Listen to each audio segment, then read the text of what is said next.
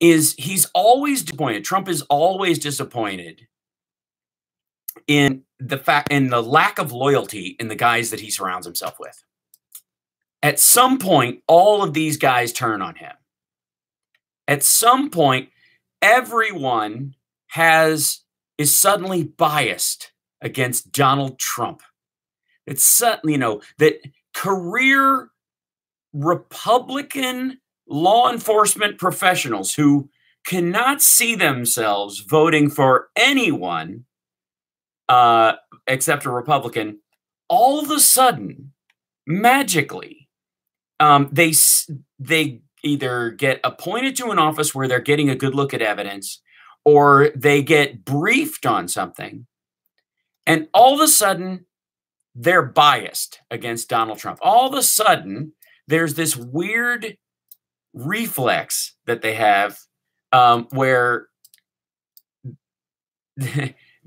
they used to trust Donald Trump, where they used to think, that they could never find themselves voting any other way.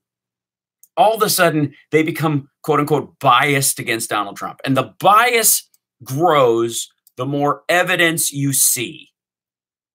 This is the current predicament, that the country finds itself in, is this, the president constantly turning on his his new favorite. Everybody becomes a coffee boy. Everybody becomes, I think he's kind of a Democrat, right? That's the fallback. Dan Coates, right? Any number of, hey, Julie, hey, Carl, thank you guys for being with us today, moderating in the chat room. Love you guys. And we missed you as well. So this is a constant problem. We've talked a little bit about this with Trump in the past. The man has zero friends. The man has no one in his life. He is a complete. I have heard, and there was a period where, to get what they wanted, people would have a transactional emotional relationship with Donald Trump. The Ann Coulters of the world were exactly that. Totally on a personal level, the language that they use to refer to him, often followed by the word hat or clown. It comes up a lot.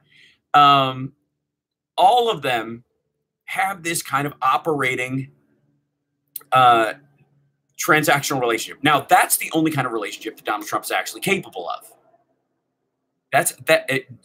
And we've said it before, but Donald Trump, and it's increasingly clear over the last week or so, Donald Trump has zero friends. None. Zero. He has no friends. He has transactional relationships on to some degree. And he has people he has effectively, like, they each have an equal amount of compromat on each other, which brings us to the cheesiest arrest of the week, Robert Kraft. I think that's his name. Is it Robert? Roger. Anyways, the head of the Patriots gets busted at a strip mall massage parlor at within a couple of miles of Mar-a-Lago. And I personally, for me, we got to take a break, but personally, for me, I thought one of the perks of becoming a billionaire was never having to go to a strip mall again. Like that would be kind of high on my list. You know what I mean? It's kind of thank you for the super chat, Hal Vickery. That's awesome. On that, we will take a break. And when we come back, hopefully more of those will follow. We'll get our tech even more in order. But when I come back, I've got some good news and some bad news. I'll just leave it at that. It's the Hal Sparks radio program, Mega Worldwide, and WCPT Radio, Chicago's Progressive Talk.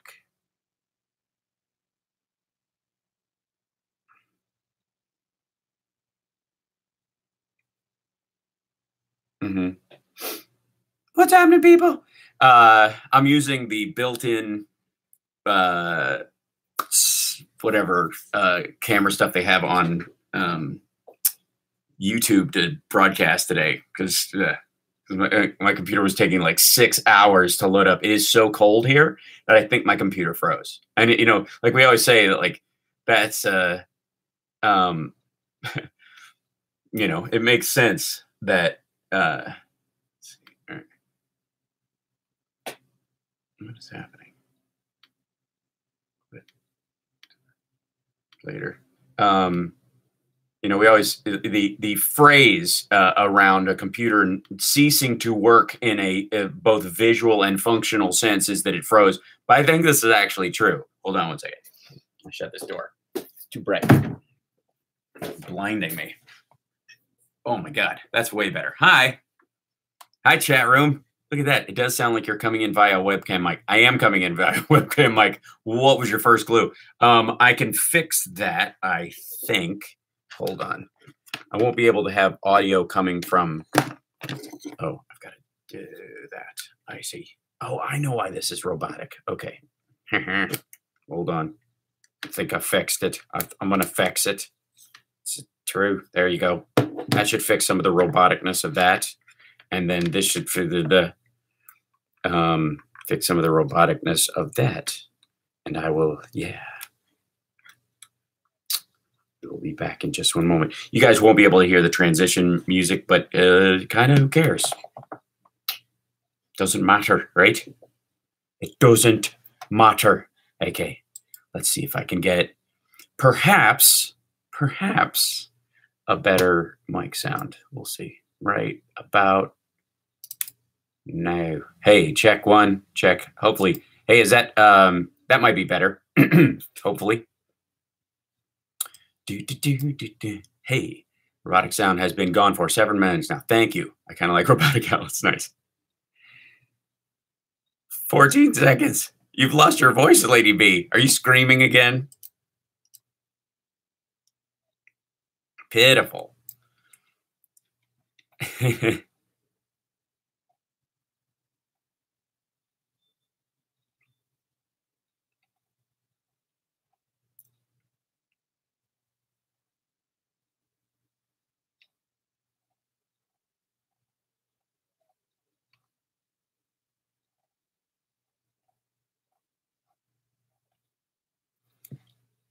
I have to say, it was lovely meeting Doris last week in person for the first time. We've spoken sonically over time, but it was particularly lovely that we were able to hug and meet in person. I was able to meet Miss Precious, which is, I think that's is that the dog's name, Lady B? Miss Precious?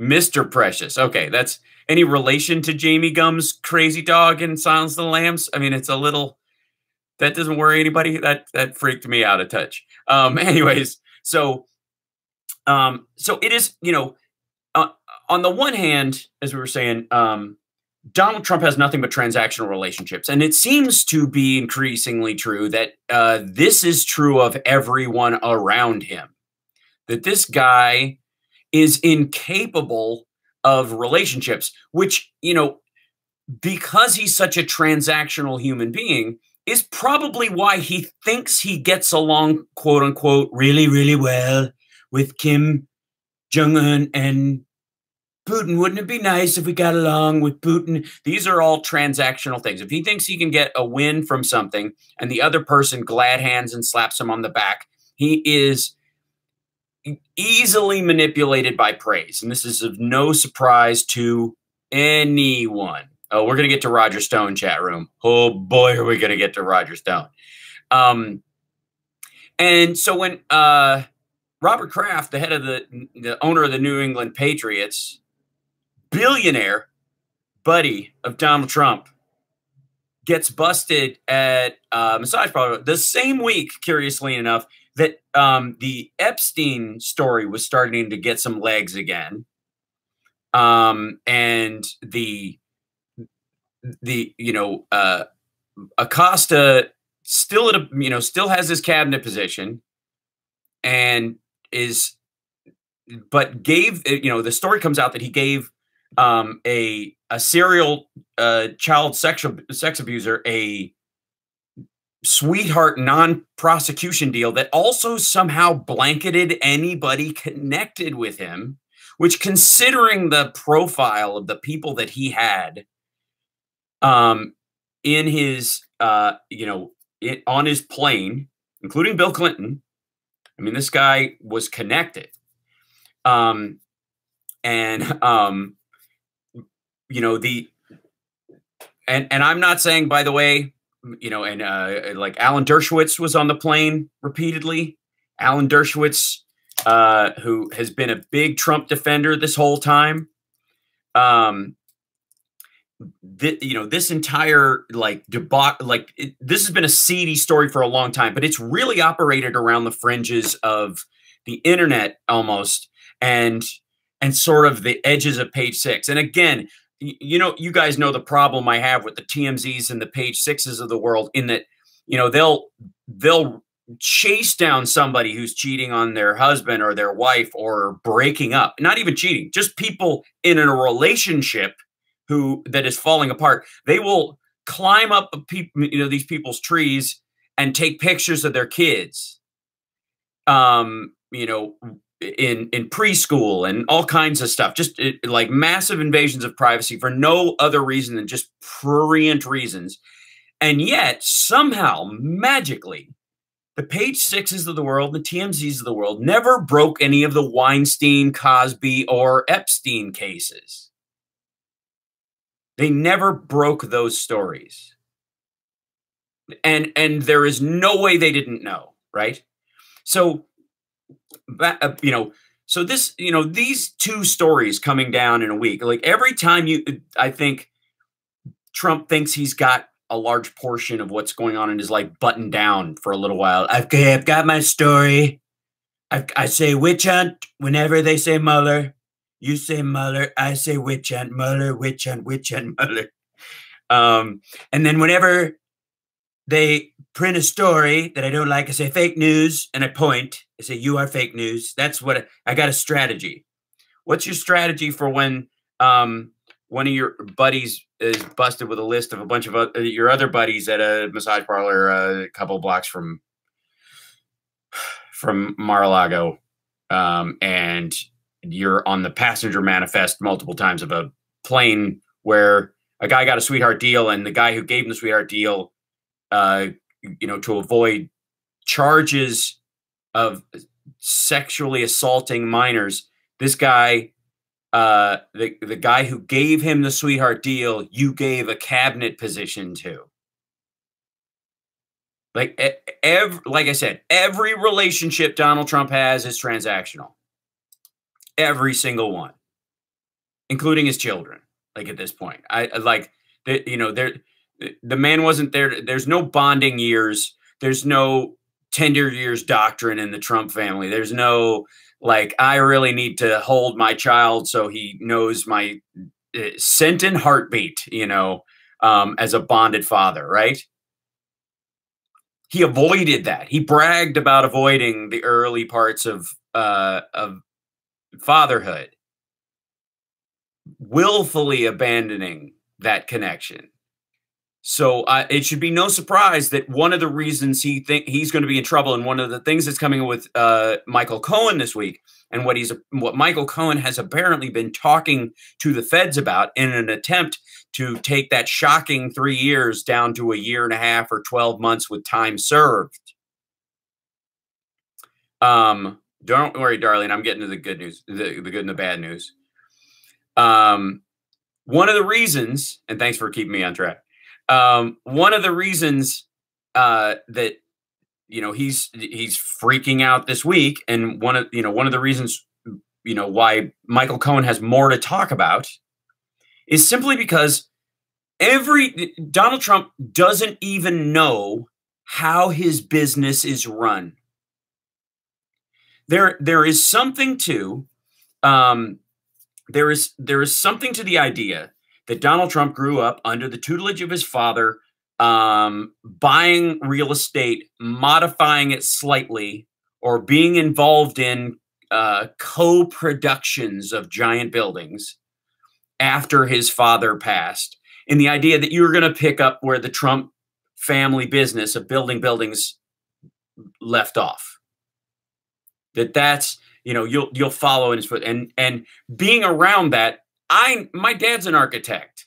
I grew up around job sites. If you go to the Coles out on, you know, on Deerfield Road, I helped put the tile down there as a summer job. If you're walking around the men's section and you're walking around anywhere on the first floor, really, and you walk on, there's still they still have the parquet flooring there. I helped put it there. Okay.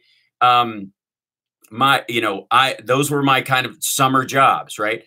I was around job sites. I watched my dad work on blueprints. I watched my father deal with contractors. And so just being around it, had I chosen that as a job, it would have just been a matter of going to a decent school that taught those principles to kind of cement the mechanics of it and doing it, you know, because I absorbed a great deal of it just being around it. And I don't doubt that Trump in the early years picked up some of that stuff from his dad as well, had some sense of idea about how buildings get built and how buildings get financed and all that kind of stuff. Okay. Somewhere around 86, probably right at the height of the Adderall snorting craze. Although I don't think it was Adderall at that point. I think it was another form of upper. Right about that arc, there seems to be a significant dip in the construction created by the Trump organization, and their shift over the next few years, especially as they fail in the early 90s, and he has to borrow $35 million for operating costs from his family after getting $100 million from his dad. They switched to a branding company. And the kids, as they start becoming part of the family business, they grew up when it was not a building company, it was a branding company. And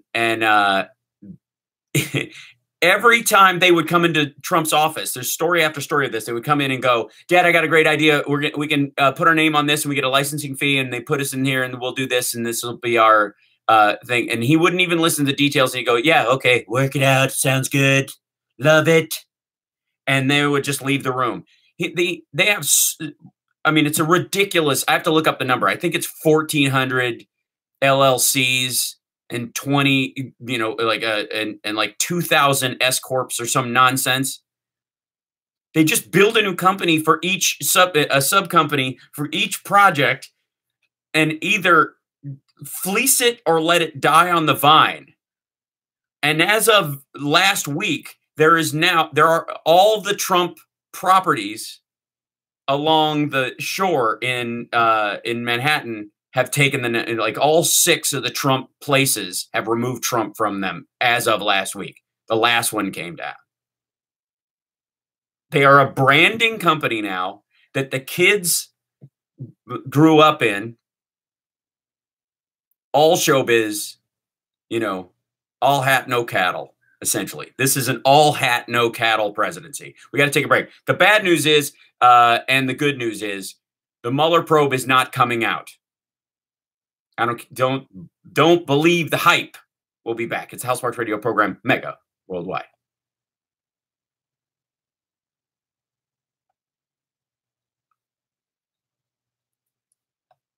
Sorry, I'm going to roll back through the chat room and talk to you guys. Thank you, Richard Fleer. Thank you for the super chat. Thanks, guys. Julie, does Barron even exist? Did he go somewhere? I think he's in school and that kind of stuff. And like, I'm a big believer in the kids are off, off limits, especially when they're minors, and even quite frankly, till they're about, 25, and only then if they decide to enter politics. You know what I mean? Because nobody has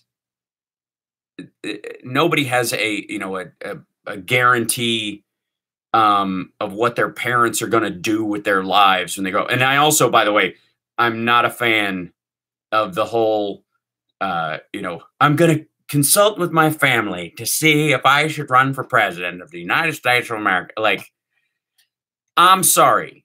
Mother or father in household, or single person. You do not have to consult your family and ask their permission to run for president. Because if you're already in a position where that's even possible, they know. Thank you, Billy. Wow. The Housemarque's helping Trump join the Coast Guard to keep up with his enemies list fund. Right. Oh, yeah. We'll talk about Hasson in a second.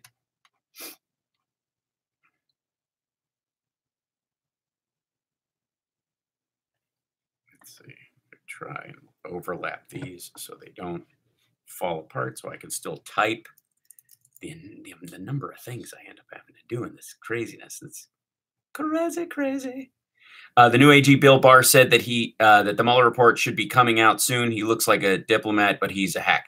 Yeah, the reality is there was a lot of talk leading up to and just after him getting in office that it was coming out. This was a lot of stuff on the ground.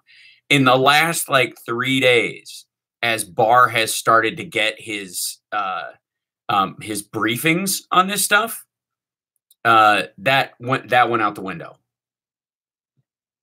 I don't think we're getting close to time when Jerry Nadler has got to start impeachment hearing in the House Judiciary Committee. Yeah, Trump is probably naturally buoyant enough to do okay with the Coast Guard. Sorry for the fractured syntax. It happens. That's all right. Anyways, I feel sorry for Barron. Yeah, I mean, it's, kids got to be allowed to be kids. Hey, Bull, what's happening, brother?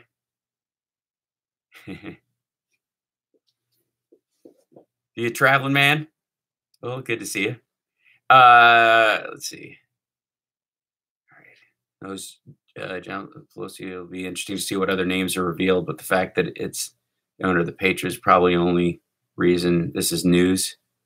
Yeah, I mean, it happens. Oh, yes? 20 seconds. Okay.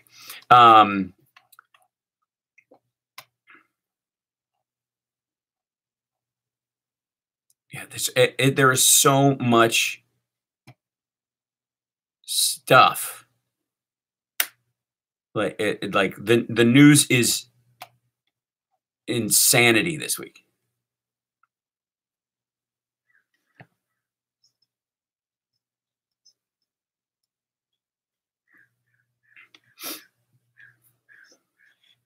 So we also get kind of parallel track stories this week of of the Coast Guard I guess officer. I guess I'm not quite sure what I didn't look at what his actual title was. Hasson, and that he had a kill list and he had a plan that was based on was it Niels Breivik? I make a point of not committing to memory the actual names of mass murderers when best I can help it. But kind of this basic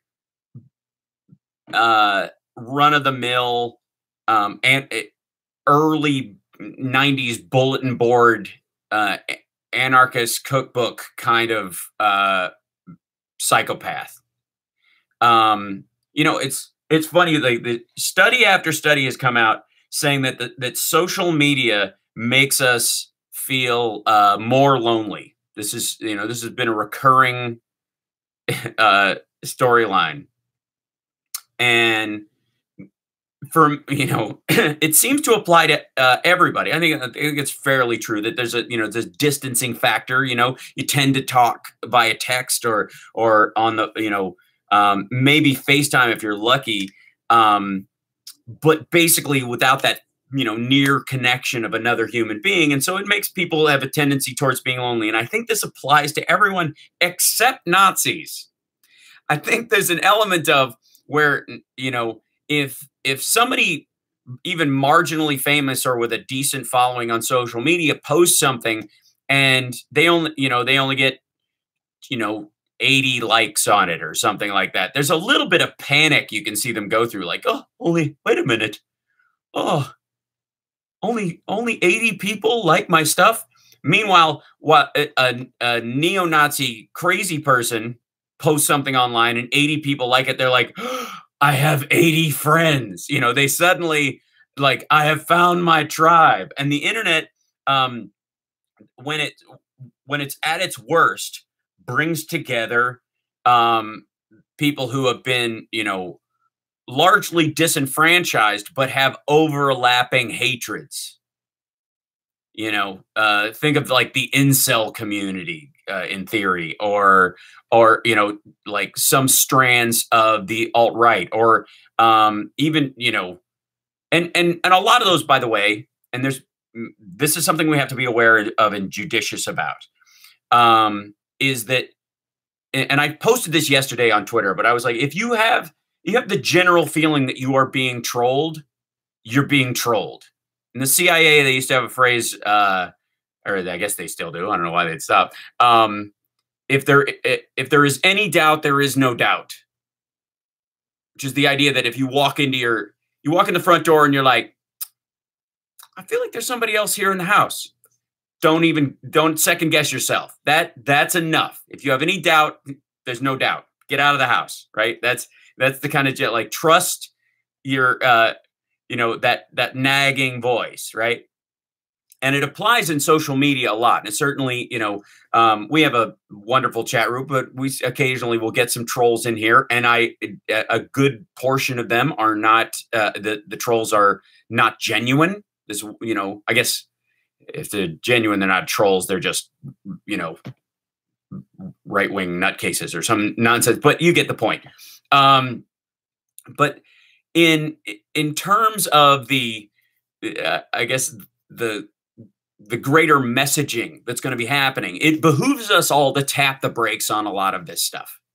The 48-hour rule, which I brought up last week, is a good idea in general. And if you'll notice, some of you stuck around. Let's get to the Hasson versus Jussie Smollett thing right away. So Hasson, the story about him is that this guy has a kill list of Democrats, and yeah, Christopher Hasson he's a Coast Guard officer.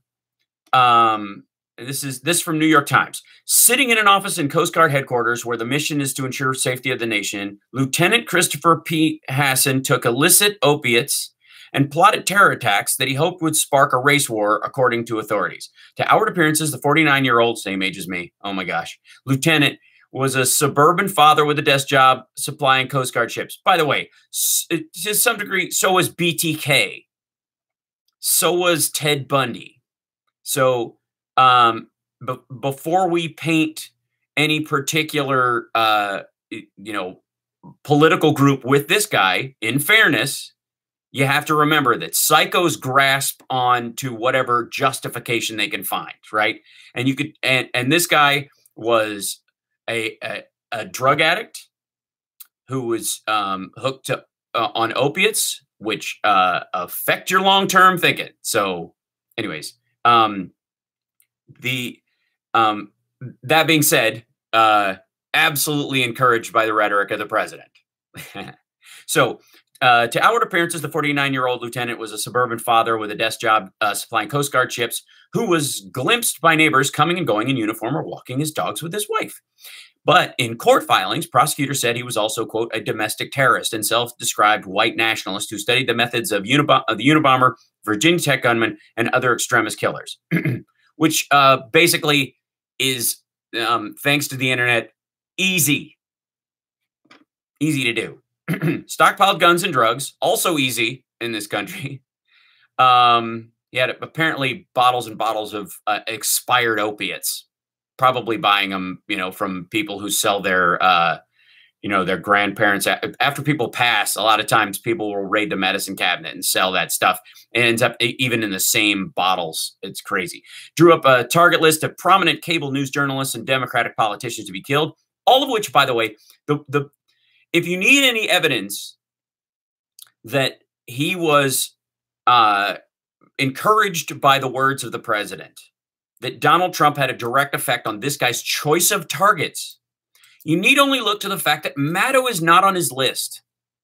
Donald Trump, as much as Rachel Maddow goes after him nonstop on the Russia case. You know, I mean, it is a constant and thorough march daily of detailed breakdowns of everything going on within this and what the ramifications of this. I mean, like, it is the most studied breakdown of this entire Russia collusion case that exists on television, and Trump never brings her up, largely because of that. Largely because if people start paying attention to her, it's like all those people he sends to jobs in the Justice Department. All of a sudden, they're biased. As soon as the FBI goes, here's a transcript of all his phone calls that he was making to Russia in 2015. Start there. You'll particularly like, Thursday, November 17th, 2015. Listen to that one. Read that transcript first, then work your way back. Then we'll show you the receipts. And by the way, and before you get all upset that we were, how dare we wiretap an American citizen in 2015, understand we didn't get these wiretapping him. We got these wiretapping the Russians.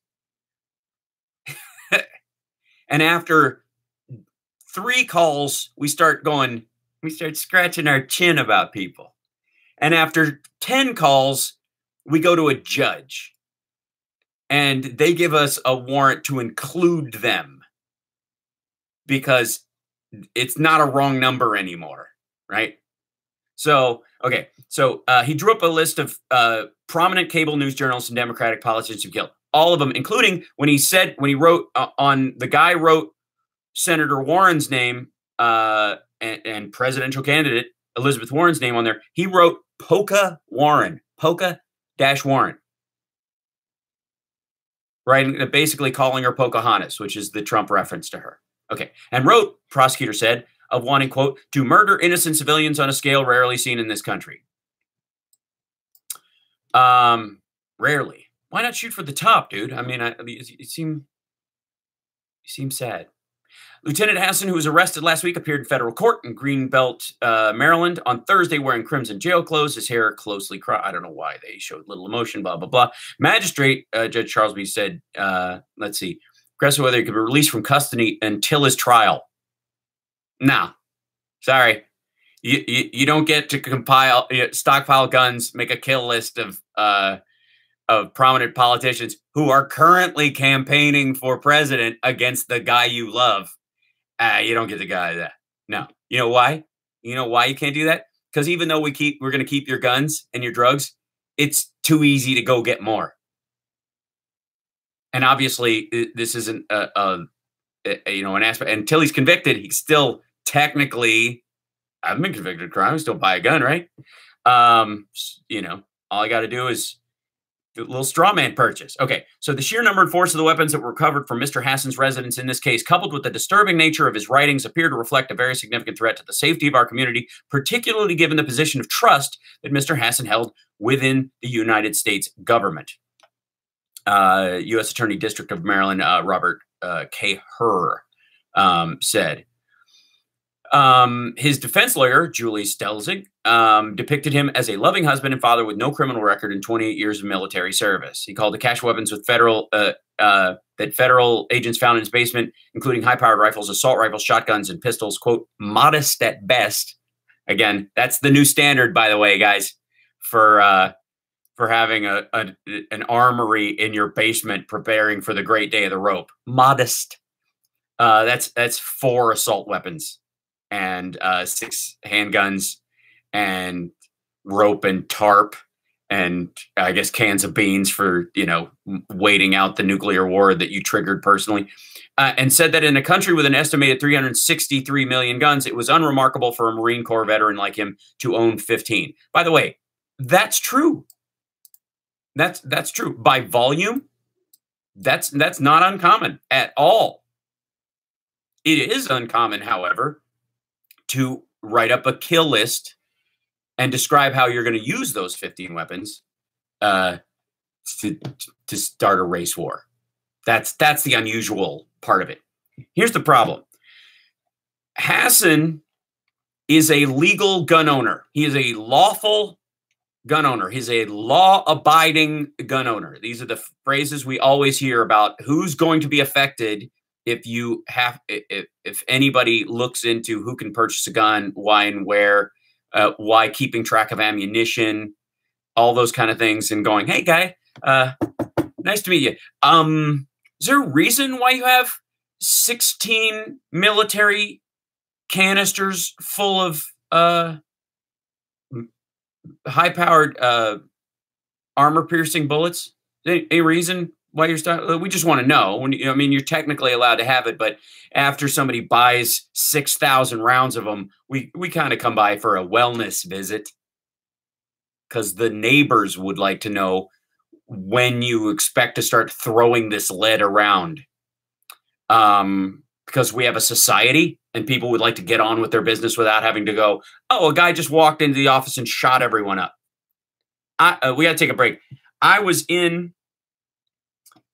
driving back and forth past Aurora, doing my shows in Cedar Rapids last week in Chicago. Drove basically right by the place where a man went in and killed four of his coworkers, ended up being killed himself by the police and shot 4 police officers. That guy was a law-abiding gun owner until the second the round left the chamber. The irony, well, can you imagine if we had a gun owner version of stop and frisk? Imagine that. Imagine how well that would go over. We'll be back. It's the House Sparks Radio program, Mega Worldwide on WCPT Radio, Chicago's Progressive Talk. Could have stopped at Amos's house, Hal. Yeah. He had a handgun in Aurora. This is true. Right. That guy wanted to know white ethno state. Yeah. Seems like the type. Hasson is a zero with no real purpose other than to hate himself and others. This is true. But did he have a Jim Baker survivor food? No, I don't know that he had a giant drum full of I gotta see what the contents of that is, because that's like, you know, I need a sponsor for the show. That'd be really good.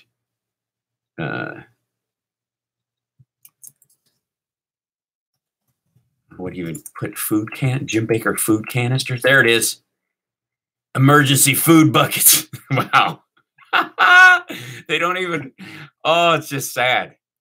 They don't even call it like Revelation food.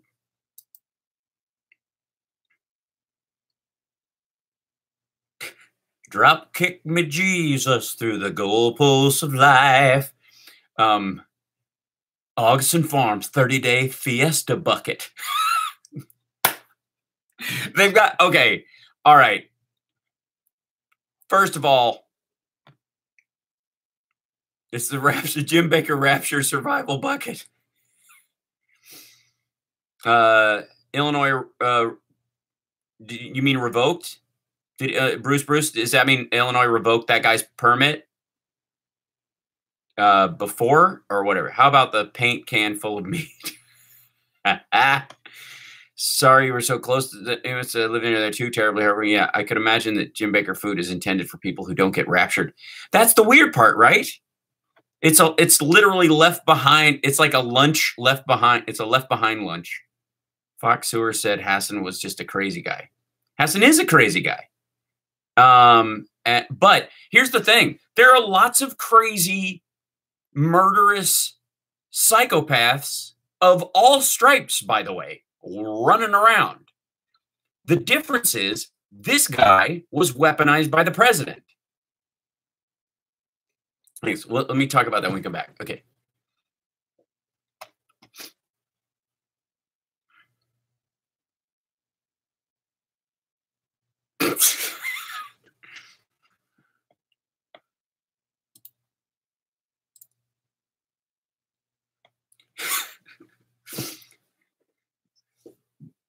This episode of the House Sparks Radio program, Mega Worldwide, is lovingly brought to you by the Jim Baker rapture buckets of food. Are you planning your own one-person ethno-state in a bunker you have dug in your backyard? Then try the new Augustin Farms 30-day Fiesta bucket, or perhaps the gluten-free black bean burger bucket would be a good one, or the hearty survival bucket if you're planning on having company that so that you can seed your new your new master race from the comfort of your own heavily fortified basement. I'm of course kidding. So Christopher Hasson, they were saying in the chat room, like Fox News is saying Christopher Hasson is just a crazy guy. Yeah, Christopher Hasson is just a crazy guy. He's insane. He is a mentally deranged, drug addicted psychopath who has dreams of murder and slaughter. What makes him different, though, is that because there's a lot of those guys, and a few women running around the country waiting for their trigger. It's one of the reasons why having so many guns laying around and so easy to get without any kind of, without a thorough background check, especially for people with histories of domestic violence or mental illness, why that's important that we do that is because there's a bunch of these people running around looking for something to set them off. The difference when you get to Hasson is that this guy is directly weaponized by the president's rhetoric. Donald Trump didn't create this guy. The internet didn't create this guy. A storm of chemicals in his brain and a directed focus internally that he had for years, that created this guy.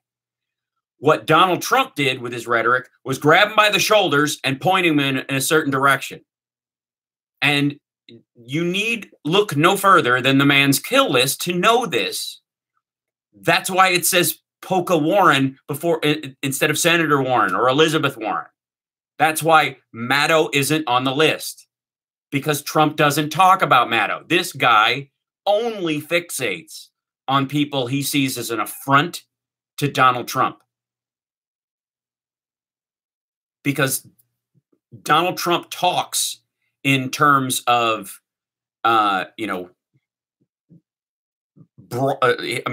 man talks like his brain and tongue are made out of crayons and hammers. And Amos in our chat room said, of the crazy people, mostly males. By the way, as are most of the people who stop them. So, wrapping that up in a mostly, I'm going to have to lay down a big wet foot on vast generalizations on people's gender or their race of any sort. Because on the one hand, it doesn't tell the whole story. It never could, those kind of generalizations. But on the other hand, it's also a great way to inspire and spur violence and division. And it's one of the things that trolls are going for. Most of the, while most perpetrators of violent crime are male, most victims of violent crime are male, and most police officers who save us from those people, and all of 4 of the ones that were shot in Aurora, for example, were male. So we're not going after anybody's gender. Individuals are responsible for their behavior regardless of their genitalia, and it is not the driving force in what makes them do it. That's just my 2 cents, right? Okay, so Hasson, the big, this is an important story and an embarrassing one for Fox. Like I said, not because this guy is particularly extraordinary. He didn't actually pull off his attack. I think the charges against him, they described him as a domestic terrorist. They described him as a white nationalist. but he was a potential domestic terrorist. He hadn't done that stuff yet. Most of his writings fall under free speech. So what he's going to be, I think, the arraignment on him will be depressingly small charges comparative to the concern that people would have for what he might have pulled off. That, you know, a lot of what they wrote in there was about why he must be detained during his, you know, while the trial is going on. They're concerned that they need to button this guy up. He writes, this dude wrote himself letters, and then wrote letters to, you know, I think, was it Richard Spencer and other like neo-Nazi leaders, people like that. He, yeah, Anders Breivik, he was a follower of that guy. So a lot of what's in there, including the picture of his, he's got 3 hunting rifles, 3 shotguns, 6 handguns, a sniper rifle, and 3 anti-personnel weapons, human killers. I think a modified AR-15, and I can't tell what the other 2 are from the picture. Cases of ammo, multiple clips, long clips, body armor. That's always the dead giveaway. Anybody who starts needing, more than, you know, a 20 rounds in a clip is planning on killing a bunch of people who are eating lunch. And when we get back, the reason this is bad for Fox News is because it is obvious from this guy's writings that he is targeting people that either he sees an affront to Donald Trump or specifically have been referenced by Donald Trump. We got to take a break. We'll be back right after this. And then we're going to talk about the Smollett case, because I think it's important to Chicago, it's important to the world, and it's important to how we talk to each other. We'll be back.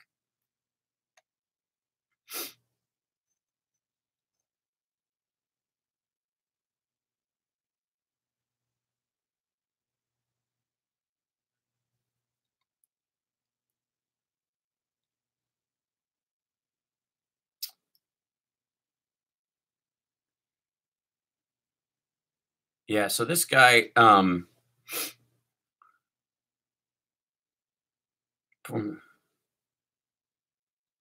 okay. Sorry. Darn it. Okay. Is it sound okay right now? Okay. Cool. Nope. Do we gotta quit throwing nonsense against the wall and hoping it will stick? No one was okay with me. Is he just one of those jibber jabber? What if a blah blah blah? Right.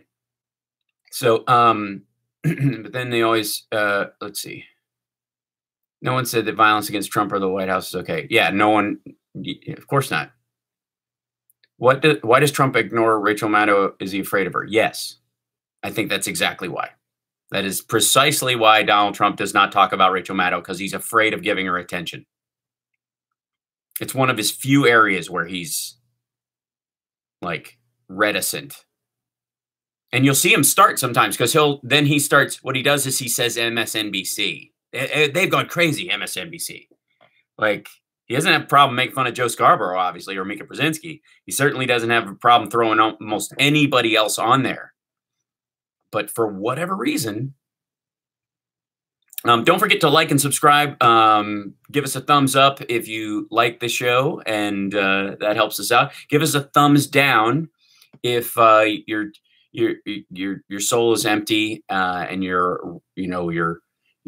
kind of rotting inside, and you're kind of hopeless, and your dreams are dying. And that way I'll know when you gave the thumb down, like how I can address that and help you. Because I want the best for you too, even though you're a mess. Hal, are you going to talk about Clarence Thomas wanting to change libel laws for Trump to make it easier to sue? It seems to me that Fox spews out they would suffer a lot more than that. That will never happen.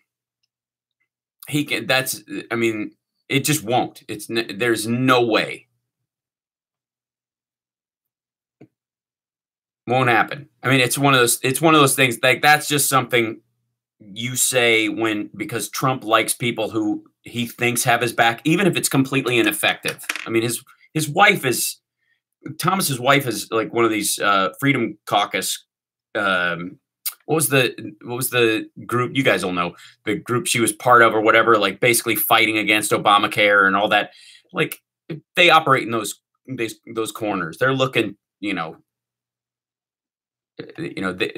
want a slice of that that speech money that when you go out and about, or the donation from those people. Is Pat Boone still alive? What is that relevant to? I'm waiting to see who Pat Boone supports before I get behind someone. Oh, I see. Do you see a list of the thumbs up and thumbs down? Maybe.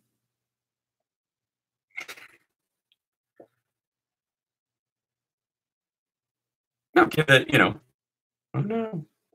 All right, I'm going to disconnect and reconnect then. I'll see if that'll work. Cross your fingers.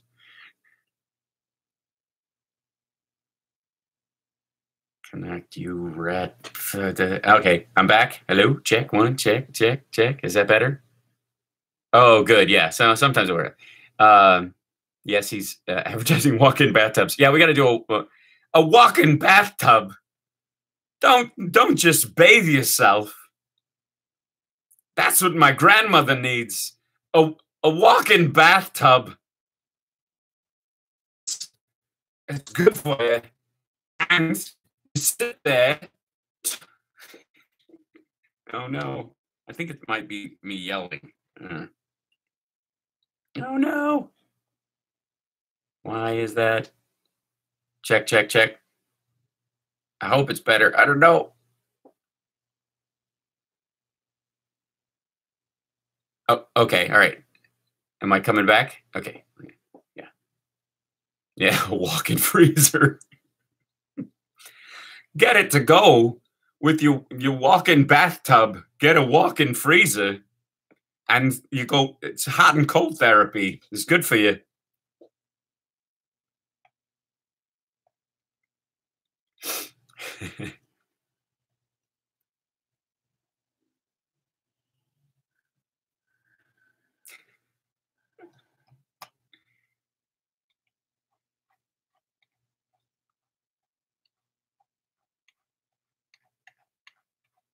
I'm going all in on Fox News style advertisers. I want to be like the liberal Ben Shapiro, where in the middle of a big thing I can go. But the most important thing is sheets. And my wife and I love these sheets, and these sheets are fantastic. And these are the kind of sheets you need to have. And then you get like and whatever. And who really gives the sheet? Anyways, so what was I saying? Oh yeah, Trump is an idiot, but I believe in everything he does. So anyways, but that brings us. And I want to like the running gag of walk-in tubs. I think are the great. I want to sell walk-in tubs. I gotta get a walk-in tub for your mom, for your grandmother. It's fantastic. It's good. Walk in that, and then a walk-in freezer, and then you walk from the tub to the freezer. Hot and cold therapy. Good for you. Now back to Ben Shapiro. Yeah, and my wife likes these. Yeah, definitely these kind of sheets. Definitely these sheets. Definitely like these sheets. Anyways, yeah. So now if you'll excuse me, I will insert a catheter while flying an airplane. So back to the craziness. Sorry, I'm doing my own Johnny Million interruptions at this point. Like, it was so so while all this stuff is going on, so we the Jussie Smollett thing happened, and many of you will recall, if you stuck around for the post show, which I hope you do sometimes on YouTube, we talk, we go a little further, a little deeper into the reads, talking about stuff, or we'll continue the conversation, or quite frankly, we'll just get distracted and talk about pizza or something. But, and it's lovely. It's a nice hangout. Join us, will you? But we started talking a little bit the week the Jussie Smollett story broke. And I saw it on the news like everybody else. And when I saw the headline for it, my immediate reaction was shock and horror. I was both horrified that something like that would happen to somebody, and also shocked that it would happen in, quite frankly, Chicago, in that area, at 2 o'clock in the morning during a polar vortex. Then, as I looked past the headline, and the story kept coming out, and it got a little wishy-washy, and I was like, I gotta be frank, my radar went up within probably 48 hours of the story coming out, because as the details came out, they got weaker and weaker. Instead of getting a clearer picture of what was going on, the descriptions, the stories around it, that were coming directly from him and directly from what information they had from the police about what had happened, he'd reported, what his people were saying in public statements. It was a little, it seemed a little perfect in its, in how awful it was. And that usually happens when someone is selling a point of view about something. Now, understand, sometimes when people are attacked in real life, and they're jumped by people or they get in a fight, they exaggerate the outcome to make themselves look better as a point of ego, because there's a lot of shame in getting your ass kicked. And it's an awful experience. And one that I don't know personally, but I understand that. And I don't fault anybody for exaggerating their, him saying he was fighting back or whatever, that kind of stuff. I was like, okay, I don't know that I buy that part, but maybe that's just an ego thing that you throw in after something like that happens. And if you had been assaulted because of your race and your sexuality all in one fell swoop by two guys on a dark street, that's a scary situation. There's a lot of emotional secondary effects from that. There's a lot of, quite frankly, there's a lot of PTSD that goes with it. There's a lot of PTSD that goes with winning a fight, much less losing one or coming to a draw, because it's an adrenaline experience, and adrenaline writes stuff into your nervous system. And so it is not surprising, to me, that some of his details didn't match up in the beginning. But when he gave his interview to Robin Roberts, there were a couple of things where, as you watch people, as an actor myself, when you look at people and you go, is this person telling the truth? Do they mean what they say? What's their motivation for saying what they say? All the stuff that you learn in acting class. You dissect stuff. And I've studied the Reed method. I've studied I read a book on like how to spot a liar, because it was part of like an acting exercise. It's like, okay, one of the ways you spot a liar is bad acting. And so if you've got any of these tells in your acting that give away what you're talking about, that in and of itself, is a way that you can go, okay, I have this habit or whatever that I do it when I'm really not feeling what I'm doing. Okay, so regardless, so during the Robin Roberts interview, midway through it, she half lids him like, she narrows her eyes like Garfield. She's just like, wait a second. She has 3 or 4 of those moments. And when he calls the person the attacker, says they tussled by the stairs, tussle, tussle, tussle. Nobody who's been in a fight describes it as a tussle or tussling.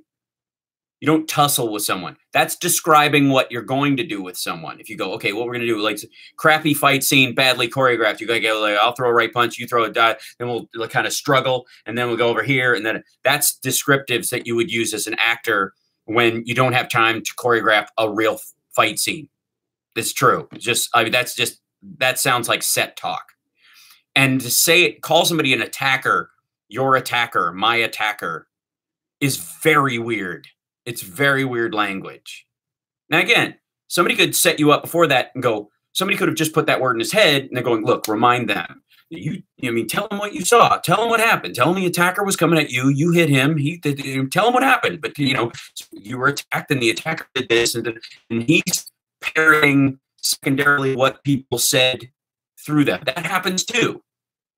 But in this case, that's not what happened. He insisted on his interview. He was kind of flying blind. He didn't have, insofar as I know, he had a crisis manager yet at this point. And he referred to them as the attacker. He said, so I punched his ass back.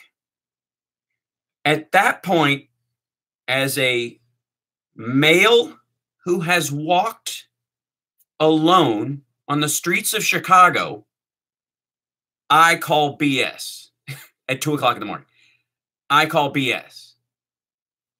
Two people are approaching you who, by the way, we would later find were a lot bigger than him. Even though it was fake, let's just say these are the two guys approaching you. These are the two guys that would be approaching you on camera. It becomes unbelievable even watching the, you know, if there had been video of it, because get out of there. I'm telling folks, if you can hear, if you're within the sound of my voice, if you find yourself on the street by yourself, walking alone, and two guys across the street yell your name or your place of business at you, and then attach racial and homophobic epithets to those things and start crossing the street towards you, go up the stairs, go into your apartment building. They're looking for you. These guys are more prepared for you than you are for them. Unless you're walking around armed. And even then, if these guys know that much about you, they know you're armed. They're just going to shoot you. Get out of there. Get out of there. So he says the attacker, yeah, and Brad in the chat room says, and they're wearing masks. He goes, I see the attacker walking towards me, masked. He punches me in the face. So I punch his ass back. Masked attackers. These people do not mean well. This is not a scuffle. This is not school. The lesson from this, it's valuable for the regular person, is get out. Get away. Escape to where it is lit. Escape to where there are magically, I don't know, there is a camera pointed at you, but you live in a secure building that is 2 flights up a flight of stairs. Go up the stairs. Run. Yes. Run. If you want to make a final stand and be a tough guy, do it in front of your building where the doorman can call the ambulance for your, for what's left of you. It's silly. No. So, so we got to take a break. When I come back, I want to tell you the other reason why I knew he was lying, and why it's why a fake hate crime is a hate crime. I'll explain that, my theory on that, when we come back. It's the Parks Radio program, Mega Worldwide, on WCPT Radio, Chicago's Progressive Talk.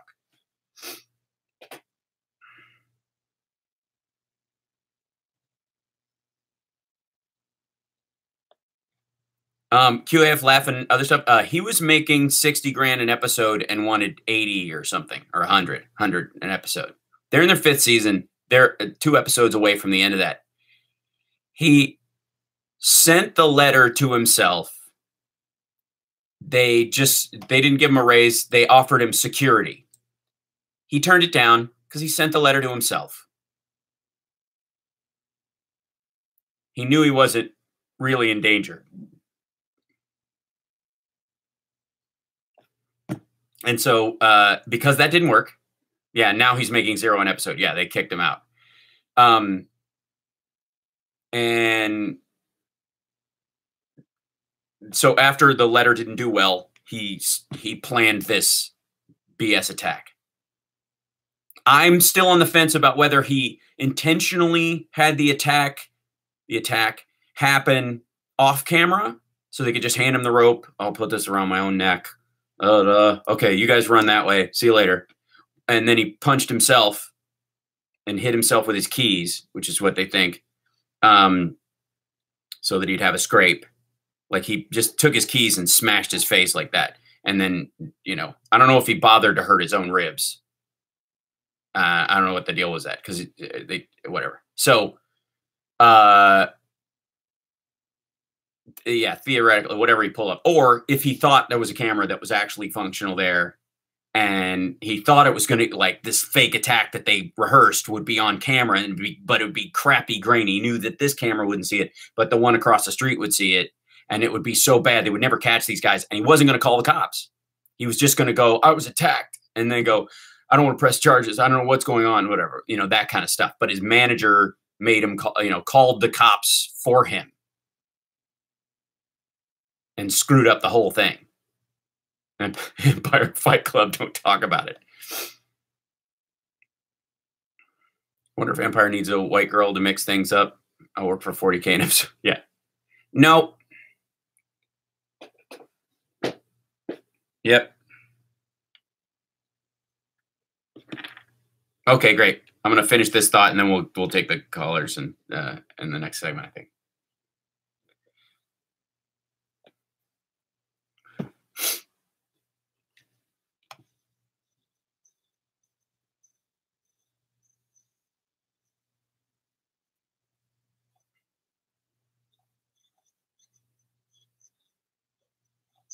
Okay, so the Jussie Smollett thing starts to play out, and then he goes on Robin Roberts, and she, like everybody else, kind of starts squinting at him.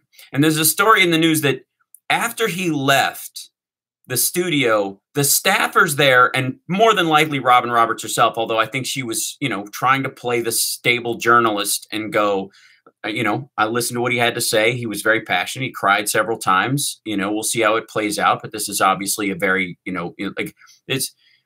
her gut might have been telling her this seems hinky, but eventually it'll come out, right? I don't know what her justification was ultimately. But again, this was not, when people were like, why wasn't she harder on him? Why didn't Robin Roberts come down harder on Jussie Smollett? Like, first of all, he picked her because she'd been on an episode of Empire. He kind of knew her and wanted to be interviewed. Well, to me, when someone is in real life, let's put aside that this is absolutely fake and he took advantage of this. In the real world, when people are attacked like this or sexually assaulted, and they need to make a public statement about it because people are wondering what's up with it, and they want fans of them who, by the way, when people get assaulted, when celebrities get hurt or whatever, they're tangential fans on the fringes.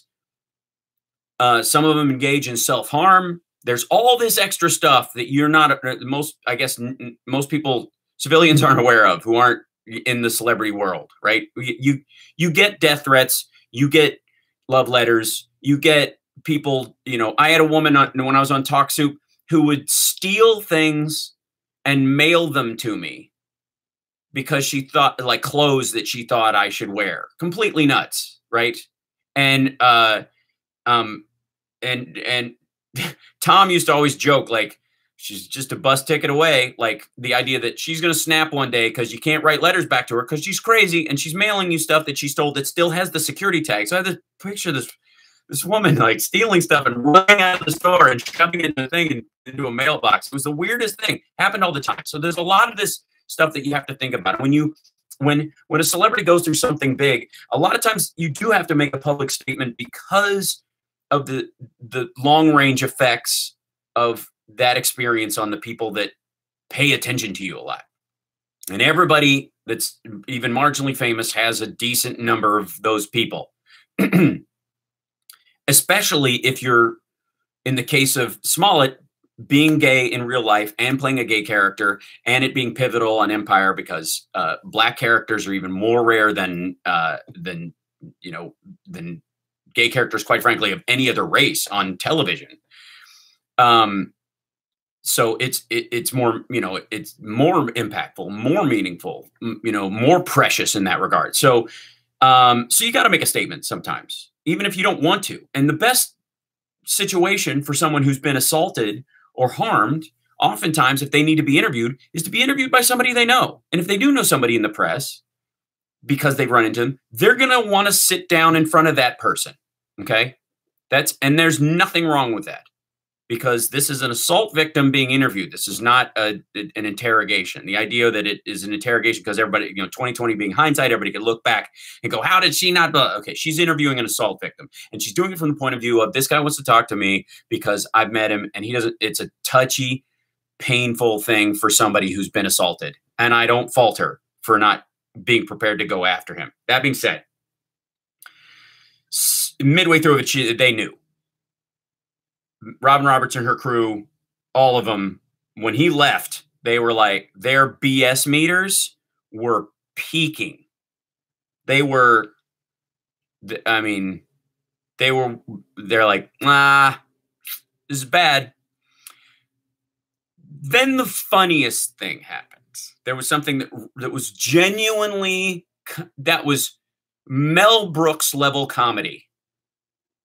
Like a scene from Blazing Saddles or something. There was the idea that they were looking for two MAGA hat wearing guys who also wore stocking caps, but also MAGA hats. But then the MAGA hats started again. But they yelled, "This is MAGA country," that are Donald Trump supporters who yelled, these white guys who suddenly got, I'm not sure what they are over time.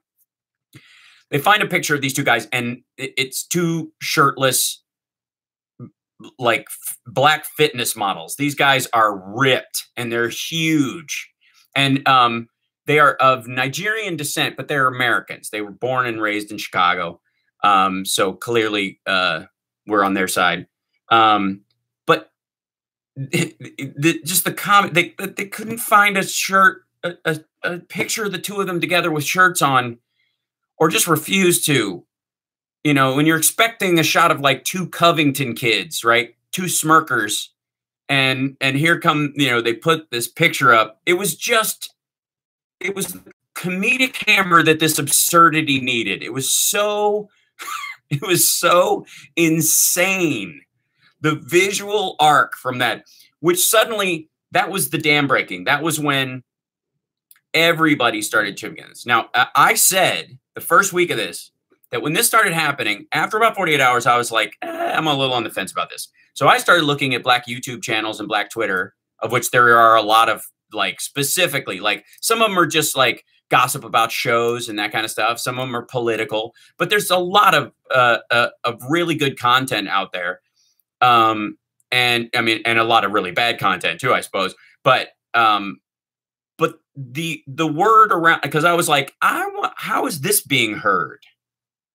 How is this, because I know how it's hitting my ears, but is that how it's hitting everybody else's? What's the reaction? And it was ubiquitous. I found two channels on YouTube that were saying, I don't think this is right, but I'm going to withhold judgment. Everybody else was just like, this is crap. They were like, they came down like with a hammer on this. Now, and it got worse and worse and worse. The one thing that struck me about it, and I think the one lesson learned from this, and this is also a valuable lesson learned from the Covington Catholic kids as well, which I thought was an incredible overreach. Because, on this show, we give kids a wide berth. Kids, are allowed to screw up. And the only tweet that I put in when that story came out was that it looked like bad parenting to me.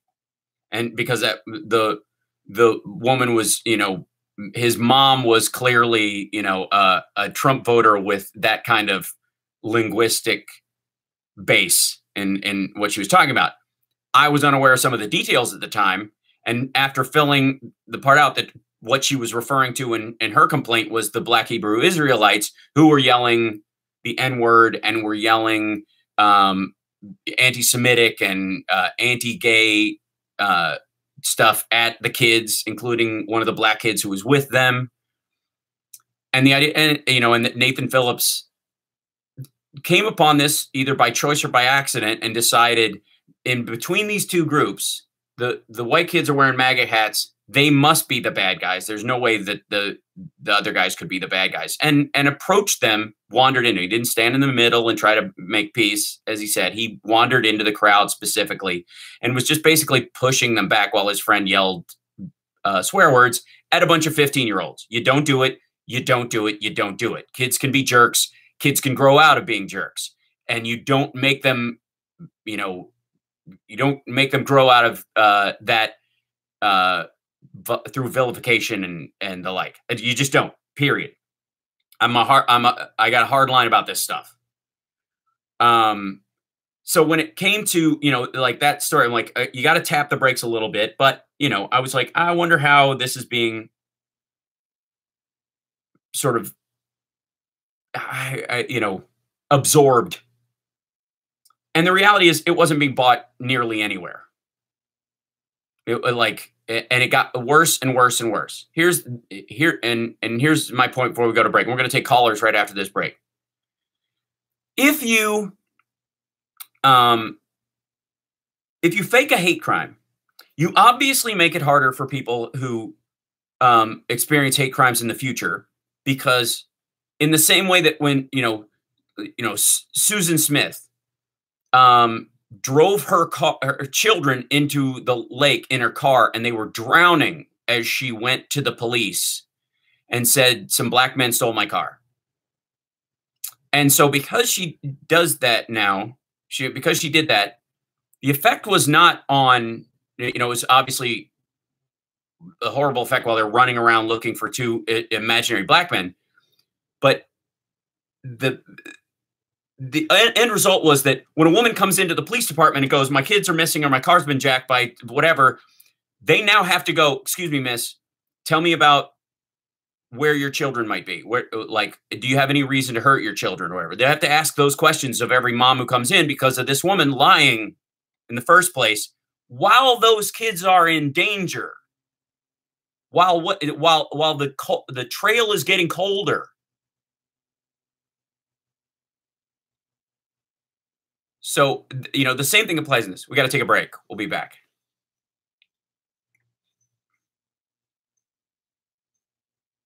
I think Lady B was losing me or something. You were bringing the music up. Was I robotic, Lady B, or were you just kind of bringing it up to get to the 30 point? Everything okay? Is it possible to stage an attack and turn it into a career starter? I'm still looking for work. Yeah, it is, sadly. MAGA kids' parents are suing Washington Post seriously. Yes, they are.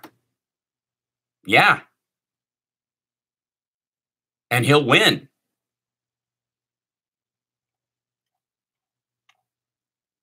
Why not sue Facebook? That's where I heard about the incidents.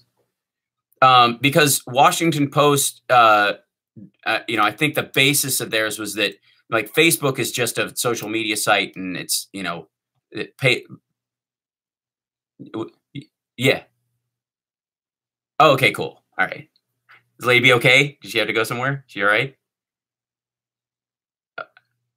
Okay, gotcha. Okay. So, let's see. Who was smirking at the name?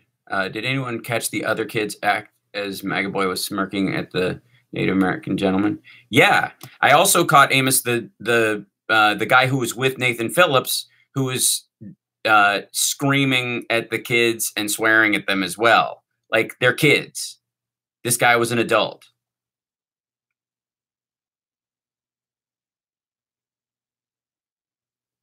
Why not the New York Times? How about MSNBC, CNN? Well, I think specifically the Washington Post was the first one to write the story that described him a certain way. It wasn't that that talking about the incident was the bad part. I think their case, I think, is that the Post described them as as white nationalist kids, or gave the impression that they were on purpose. He will not win. Lordy, there are tapes. He will win because there's tapes. Look at all the other angles of that stuff. It's not as cut and dry as people said. It just is not. I see a pic of that kid suing and can only think, kids don't sue, parents sue. MAGA kids, or the MAGA kids. When I was 14, 15, if I saw an indigenous person dancing, I would probably have giggled or smirked, not because of hatred, because, well, they were dancing with him for a little while. Okay, thank you. They were dancing with him at first, and then his friend started yelling stuff, and the kid basically said, like, because Phillips was pushing them back, basically. He was like walking towards them with the drum and beating it in their faces, and the kids were just moving back away from him. So he was kind of driving them back, and that kid just stopped moving. He was on a step above him, and he just stopped moving because he was like, I'm just going to stand here because his friend is yelling at my friends, and I'm just not going to move.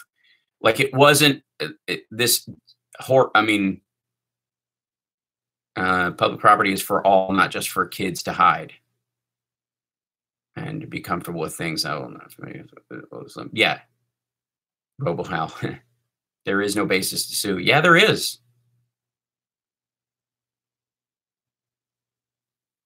The adult Indian really kept his wits about him. I mean, I don't know. I think he was if you look, he's beating the drum right in the kid's face. I mean, I agree. Seattle, Susie Q.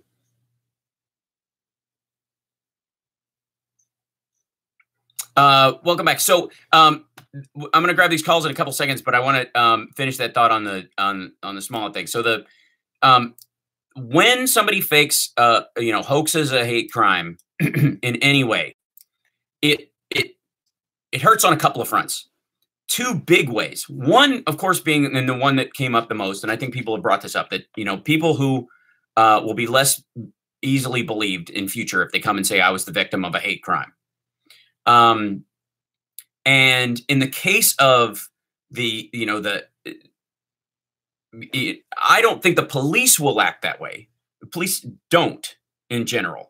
I think they take a lot of it very seriously. And I think one of the reasons why we're seeing a quote unquote rise in hate crimes is because it may be close to the same number that's been happening along. We're just taking it more seriously, and that the police are taking that more seriously. So you're seeing more reports of it, more investigations of it. And they're tying that to they're looking at that as a sort of a focal point for a crime. Because here's the thing, and there's a big debate on the right about hate crimes, and they think it's thought policing and blah blah blah. Understand this: that hate crimes are based on the same concept as cop killing laws, because the idea is if you kill a cop, you'll kill any cop because you don't care about that person. It wasn't personal. You shot the uniform, and therefore you are more. Other cops are equally in danger. So are in danger because of you, because you choose people because of a group, not because of an individual thing. It's very different when somebody murders. Gary murders George. George is dead. Gary goes to jail for 8 years. The stuff that was going on that led Gary to murder, George, or for them to hate each other, is over now. Guy is dead. Guy got rehabilitated. Guy can go back out and join the rest of the world again and not kill anybody again, because it was a perfect storm of horror that led to that murder. If you kill somebody because of a group they belong to, you are now a danger to anyone in that group. So having a hate crime stat is basically giving the same protection that cops get to ethnic, sexual, and racial groups, because it's necessary in assessing the long-term threat of someone who kills someone. If a guy kills somebody because of because he doesn't like their face, he's a psychopath. If he kills someone because they owe him money, that guy will get less time than somebody who kills somebody because he doesn't like his face. There is also the idea that I don't like anybody in that group, therefore I'm going to kill anybody in that group. You are now that group. Now it would be a limitation on their freedom as Americans to have you walking around. Your existence in public would violate their right to free association and life, liberty, and the pursuit of happiness. You understand what I'm saying? So hate crime legislation is incredibly important because it keeps mass murderers who kill based on race and gender and ethnicity and religion from grinding our entire culture to a halt, which oftentimes, by the way, is their stated purpose. Look at Hasson. That's what, that's what he wants. He wants a big culling, I mean, this guy literally went to, I want a white ethno state, but then I eventually want to poison everyone on earth. So I don't okay. So yeah, but hate, the important things, King David Lane, it protects all groups. Bigots against it say it's special rights. It doesn't protect just gay or black or Latinos. It protects white and straight people too. Exactly. If a guy's just killing people because he wants to kill white people, that's a hate crime. And you'd want that guy off the street so that all the white people can go back to work, so they can go about their lives, so they can, they can go back and forth to the hospital. They can take their kids to school. They can go to soccer practice. They can, it's the same thing I think should be true of homeless people, by the way. That homeless people should be seen to some degree as a protected class when it comes to hate crimes, because those are often random pointed killings. So the point is, hate crime legislation is incredibly valuable. Okay. And in the case of, and when you fake one, you not only undermine the people being believed in the future, but you also undermine the sort of meaning of hate crime from a legal standpoint. It becomes one more on the books as a category, and that's why I think, technically speaking, legally, faking a hate crime should be a hate crime. And not just against the people that you were trying to pin it on, for like white MAGA hat wearing dudes, like white people or whatever is white homophobes of a certain height with caps. The group he was trying to associate with, Trump voters, whatever. Because not only is it a hate crime against those people, and I believe that it is also a hate crime against black people and gay people and those who intersect as black and gay people, because it makes their life harder. It takes their struggle for granted. It weaponizes real hate crimes that happen to them and uses it for in this case, financial purpose. It is a hate crime. It is a diminishment of actual attacks. Like, I don't think he just created, because the right saying this is a hate crime against MAGA hat wearers. It's true. It is.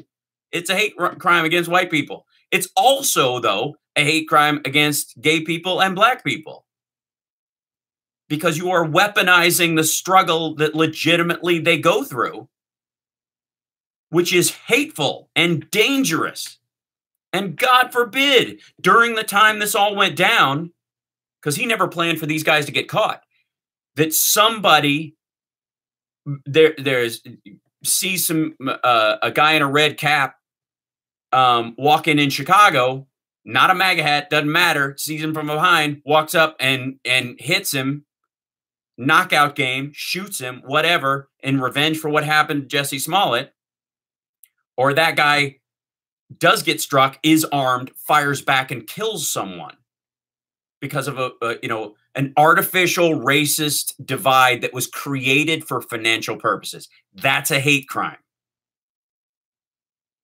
So that's super. That's an important point. It needed to be made in all of this. This fake hate crime was, yeah. Am I getting? We got a couple callers. Oh, right on. Yeah. Okay. Let's bring in Steve real quick, because we got a couple minutes before this break. That'll be great. Hey, Steve. Welcome.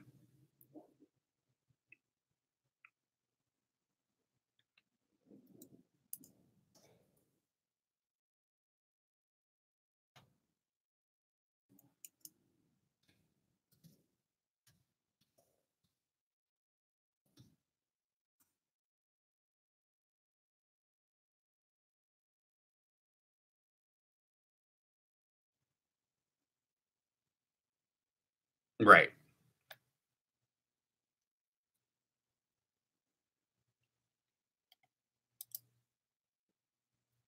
Yeah. The idea that that was Yeah, that was the big fall apart for me as well.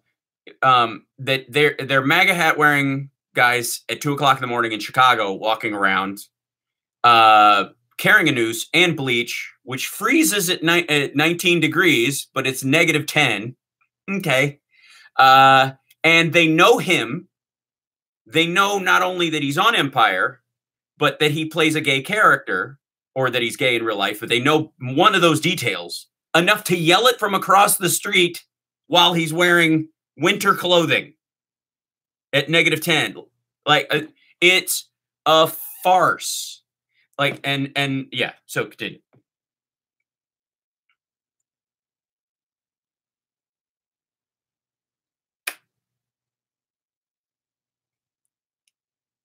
Yeah.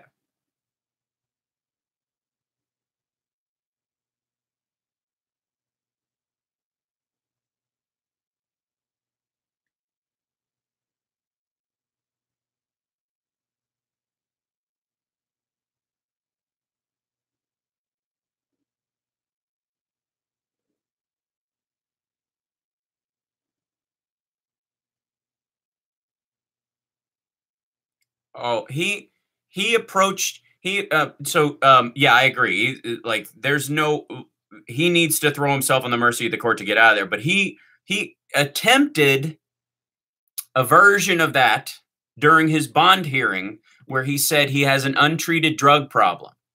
He floated that, an untreated drug problem. Like, this is like the next time we see him, he's going to be dressed as Paul Manafort.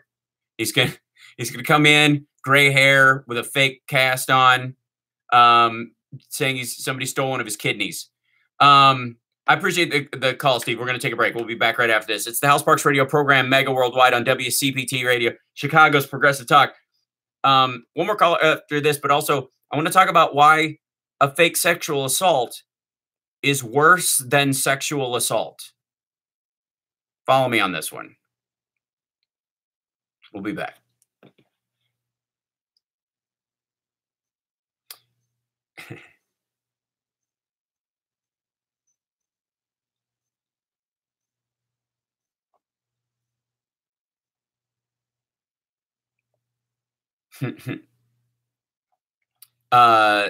Yeah, the I said earlier the good news and the bad news was the Mueller case isn't going to end next week. That's what I was talking about.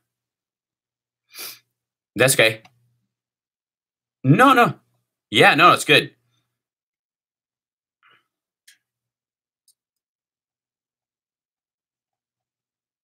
Okay.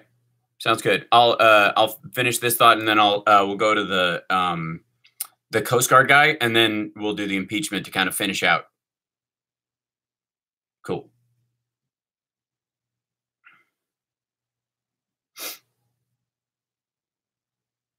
Let's see.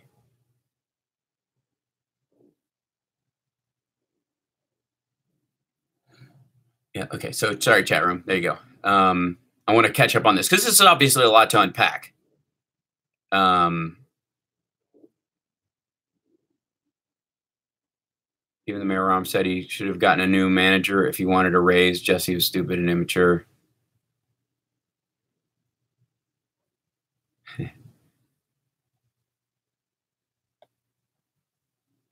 They didn't have a MAGA hat, red hat. Yeah, they weren't even real MAGA hats. They just bought red hats. All MAGAs watch Empire. Yeah, that was the thing that everybody was throwing around on the web. No crimes are being committed in Chicago, 2 a.m. below zero weather. The only advantage of the polar vortex. That's true.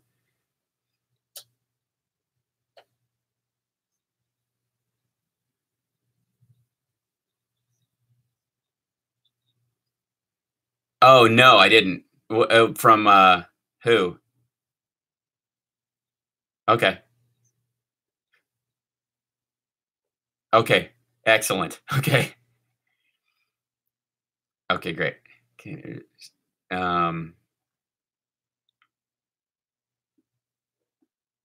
Black folks are very forgiving. He'll be back in a few years. No. Don't be cheap when you're faking it. Yeah, exactly. Don't be cheap. Don't skimp on red hats and don't pay with a check. Did you see Charles Barkley freaking out? Oh, did we learn nothing from Jerry Springer?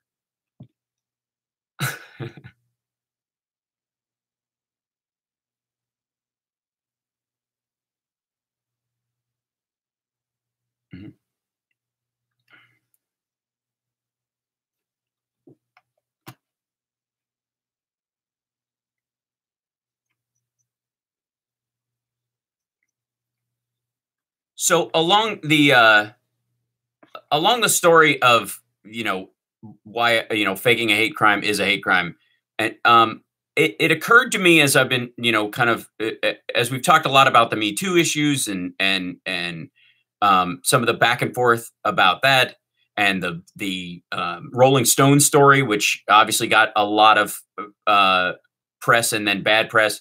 That faking a sexual assault story is worse than an actual sexual assault in the way that a sexual assault is a one-to-one crime. The story of it can be very hurtful and very scary, but that is not the meaning of it. The person perpetrating it simply is in the act of perpetrating a crime on another individual when they do that.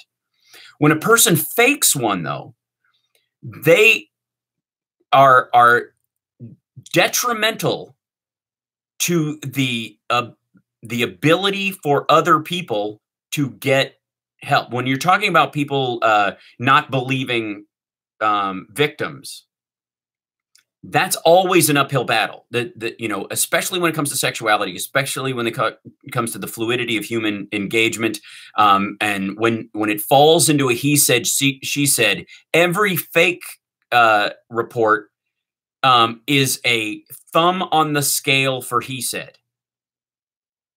And that's my biggest concern whenever anybody either fakes a claim or exaggerates a claim to a level higher than it actually constitutes.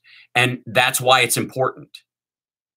It's not important because people are going to get, guys are afraid to approach girls and you can't talk to people anymore. And so that's not why. The why is because every time if you lie about something like that, you endanger other people.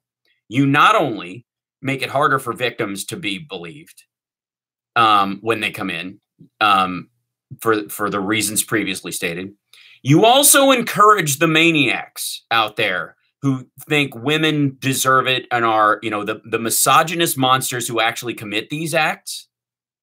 Those guys, like the incel killer in Santa Barbara, those are the kind of things that drive them in their, that weaponize their misogyny. It doesn't create it. It's created through, probably decades of ill-formed thought and misguided life. But that is, it's crucial that that there be a steady view of what actually happens. And that's, and when someone is a victim of a crime, they need a situation where they are believed and are able to have their claims adjudicated clearly and with as much of the valuable resources that are available. You don't need somebody pumping the brakes even a little bit on a real claim later on.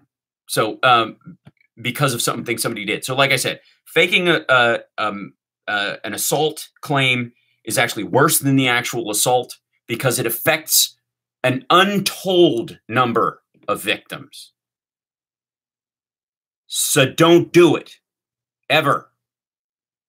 Ever. Ever. All right. I'm going to take some calls. We've got a couple of people waiting on the line.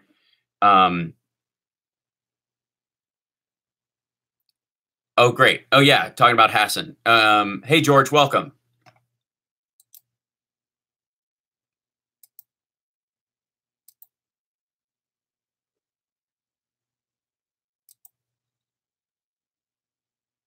Mm-hmm.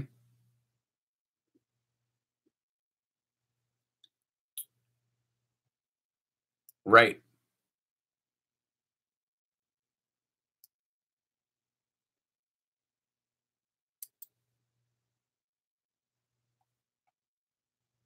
Yeah. Why was this guy a 49? Yeah. Yeah. Why was he 49 years old and a lieutenant, right?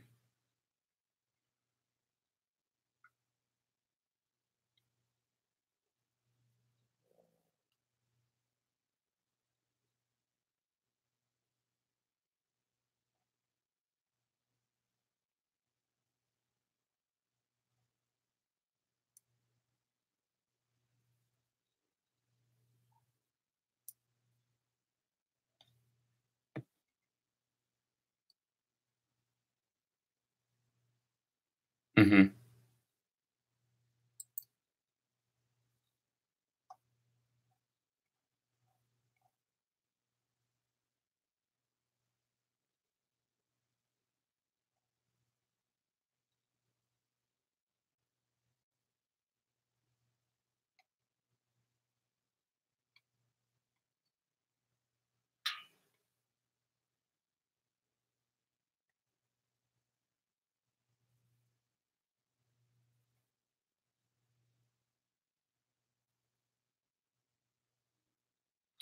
Well, there might be you might be onto something, and I have to reiterate what's happening to the chat room because they can't actually hear the call going out there, and I just want to make sure everybody catches up. But George is making the case that the people that he has way more weapons than he should technically be able to afford on a lieutenant in the Coast Guard's salary. Now, I don't know what his if his wife works, and that's all his hobby money. And there are tons of dudes like him who have, 4 sea-doos rotting in the yard, in those kind of areas. So it's not that surprising. And like most of my relatives are an ATF mistake waiting to happen as far as gun volume. But I think you did step on something that is particularly concerning. Is that did he come by these guns legally? Did he lift them from the base? Are they, is there a story behind these weapons that points to something we can actually learn and help in the future? In that, did he, is it one of those situations where they're not tracking their guns well, and this guy walked off base with a couple of guns and found out he could do it again, and that was part of his stuff, or the ammo, you know, because all it would take is a year of pocketing some high caliber ammo, shot by shot. Maybe how many rounds do you need? 400, right? So 100 days out of the year, you're taking 4 shots in your pocket. That's not inconceivable. And if that guy's been there that long, there's all sorts of stuff that may come up in getting this. And if, by the way, if there's any evidence of that, I guarantee it will be part of putting him in jail for as long as possible, considering the threat he poses. There's definitely a sort of an undercurrent. The Bush administration had to deal with white supremacists trying to get into the military because they were having trouble getting people to sign up during the Iraq War, and they were letting gang members and white supremacists get in. They were like, these guys were. They found a big bunch of them I think it was in Louisiana, who were all preparing for the Great Day of the Rope. Like their big white supremacist holiday that they're planning on having, their revolution. And those guys had to be all expunged. Some of them walked with dishonorable discharges. Some of them went to jail. So there's a reason why you vet who you put in there, So I don't think you're far off there, George. I appreciate the call. It'll obviously sort of work out over time. I don't doubt that there'll be more information coming out. Let's grab our last caller because he wanted to talk about Trump and the impeachment issue. Like I said, I don't think the Mueller report is coming out anytime soon. That's not what I hear. But yeah, sorry. What's his name? Who do we have? Oh, it's Ike. Right on. Hey, Ike. Yeah.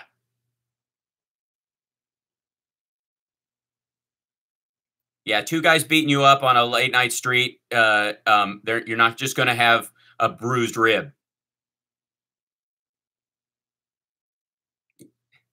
Tussle, tussle, tussle. Uh-huh. Yep.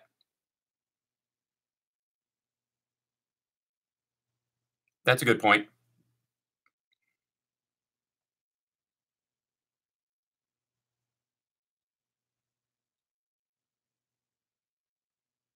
Mhm.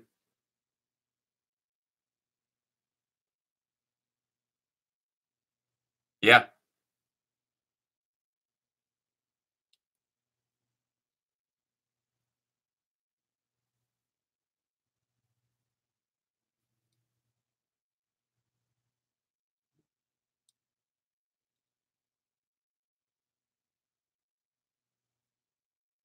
I agree. I think that's an excellent point. I mean, there is, and obviously there is a debate going on between slow walking it and speeding it through. There, this idea is that if Mueller's coming in a couple of weeks, we're going to get all of his information. That the Congress will have access to all of whether they get it's funny because everybody's saying Barr can keep the report from Congress. He can't keep the evidence from Congress. So after all this goes down, whether or not the report comes back, however they want, all that information, the Congress can now subpoena. They can all have it. That's the thing that he's most scared of. And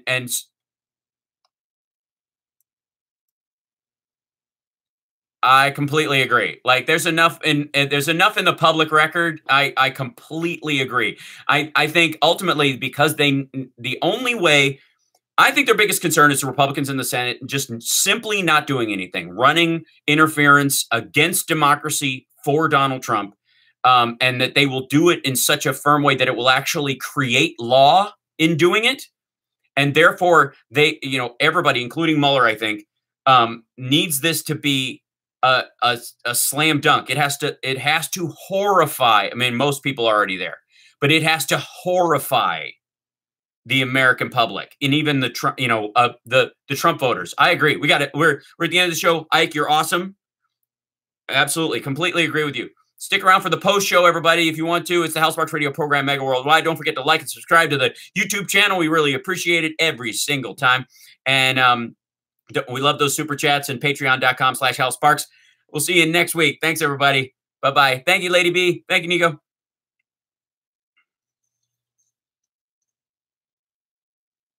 And we're off. Hold on, I'll sign off on there.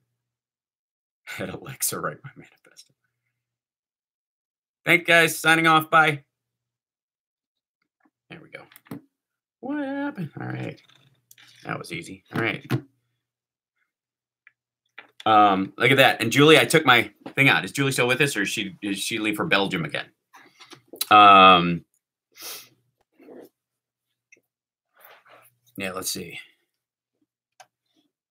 Colorado is not working on YouTube today. Yeah, it's not. Yeah. Sorry about that.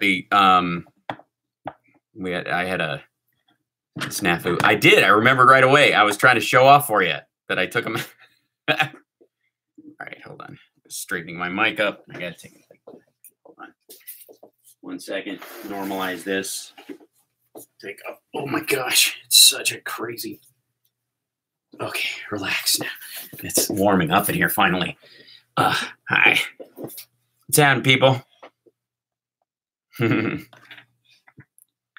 Well, yeah. Well, Julie's like, I'm here. I don't travel that much. Yes, you do. You sure do. Let me try and bring this up. Okay, that's good. Colorado's got cannabis. That's true. Jacket's coming up. It's getting serious. Oh, absolutely. Well, now it's post show. We're just hanging out. It was just cold in here all morning and stuff. So I'm in LA. This is the studio at the LA house right now. It's a little bit in shambles, but we've been recording. So it's one of those things where you just like throw everything up and get back to work, So post show. No, I have a separate rehearsal space. Can we get a jam session? Light a candle. I don't know. We haven't got this place like tricked out to to a purple rain status, Yeah, it is nice. It's it works, I don't know that we have, yeah, it's so funny because we just kind of came in like everything's just like thrown in here and then we're just like right to work. So new album, yes. I have a Kurzweil PC3. Let's set up over just right over here. We got a whole section right over here. We'll just move the 5150 out of the way. No egg cartons on the walls. Yeah, no, we have these are real baffles. We got real baffles, and these are movable ones too. So next time I do the show from here, I'll have them set up around so the sound will be a little bit better. So yeah, I'm gonna play the drums. Wonka, wonka, wonka. Yeah, so I'm curious, like, because I didn't get to, like, while I was kind of on a bit of a rant about the Smollett thing while we were talking, but like I gotta be completely frank that like I said, within 48 hours, I was like, I think it's a lie, and it's really sad because I was like, this just stinks. Something's really wonky here, but there had to be a let's see, how about a live rehearsal band show? That's a good idea. Yeah, absolutely, we can do that from here. Just popping in to say, drop by one of my dreams and gave me. Well, you're welcome, Ellie. I try. Posted the first piece that questioned his account and got jumped on. Yeah. 1, 2, 3, 4.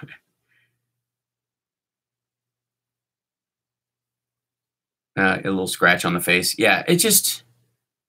Hey, Artemis, what's happening? I'm sorry if I want to make sure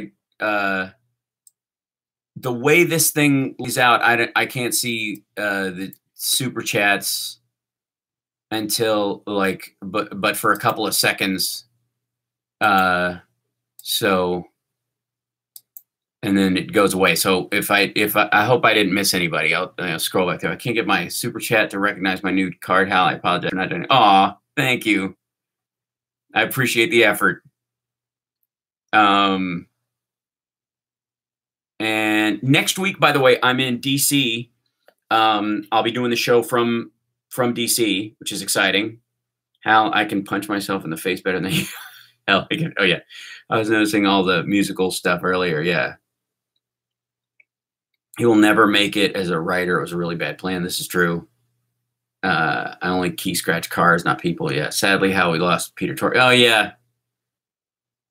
Okay, bar friend or foe. Yep. First of all, Peter Tork was a lovely person. I met him in passing. I've met Mickey a couple of times at shows. And his daughter, I think, does stand up. So I've, seen her around the city, over the years. But Peter, I met once, and just a sweetheart, just like a really sweet person. Oh yeah. Yeah. That's the Jet, this Ray's band's, logo, Jetstar. So they, don't know what's wrong with it. I need tech help. Might be just a foreign thing. Anyone wearing a MAGA hat in Chicago at night is looking for some action, not the good kind. Yeah, Amos, that was the weird part. Is like, I was like, if he had a red cap on and somebody came up and hit him and they're like, they thought I was wearing a MAGA hat, that would have almost been believable. And then he threw the hat away because he didn't want people to think that, and he made up a story because of it. Yeah. So, Hal, please be honest. R. Kelly's musical talent. Wait, I'll say it for you. He's sucked, and now he's getting his.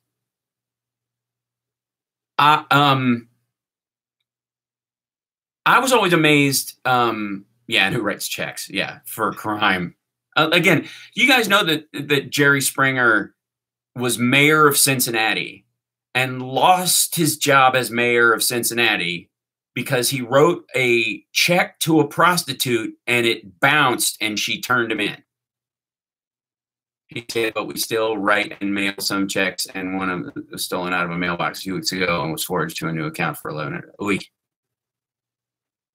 Yeah, I'll play something at the end of the show. Pretty please. Yeah. Hold on. I don't know that we have. Where's this stuff? Hold on. Look at all these weird pics. Hold on. I don't think we have. Just sit here with this guy, because why not?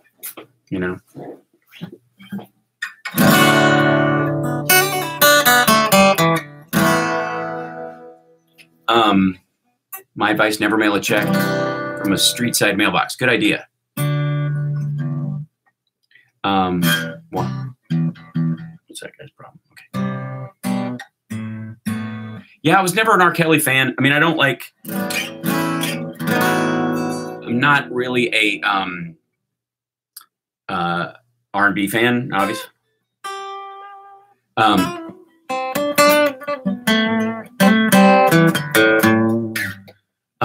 Just don't. I mean, it's just not my thing. Like, again, it's so weird when you start talking about like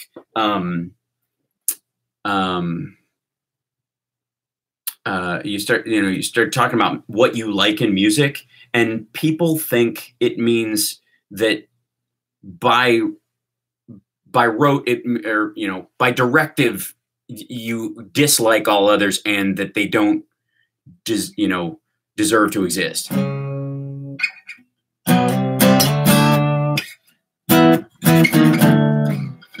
Man, my fingers are freezing.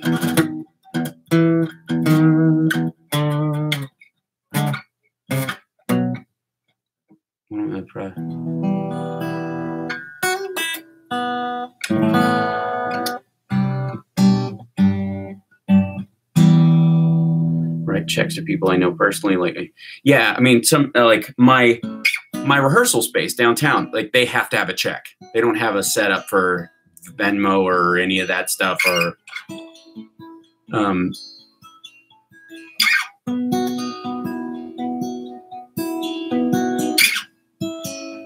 yeah.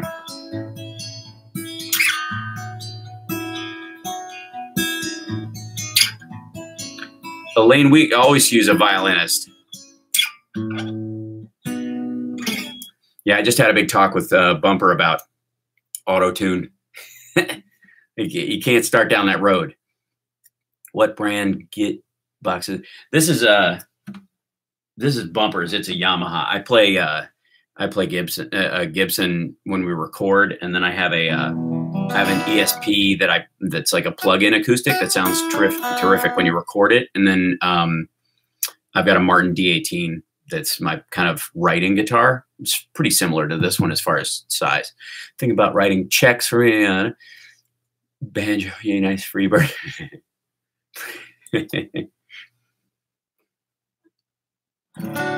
Well, let's see. Hold on 1 second. I'm gonna make sure I can see you guys. Get rid of that page.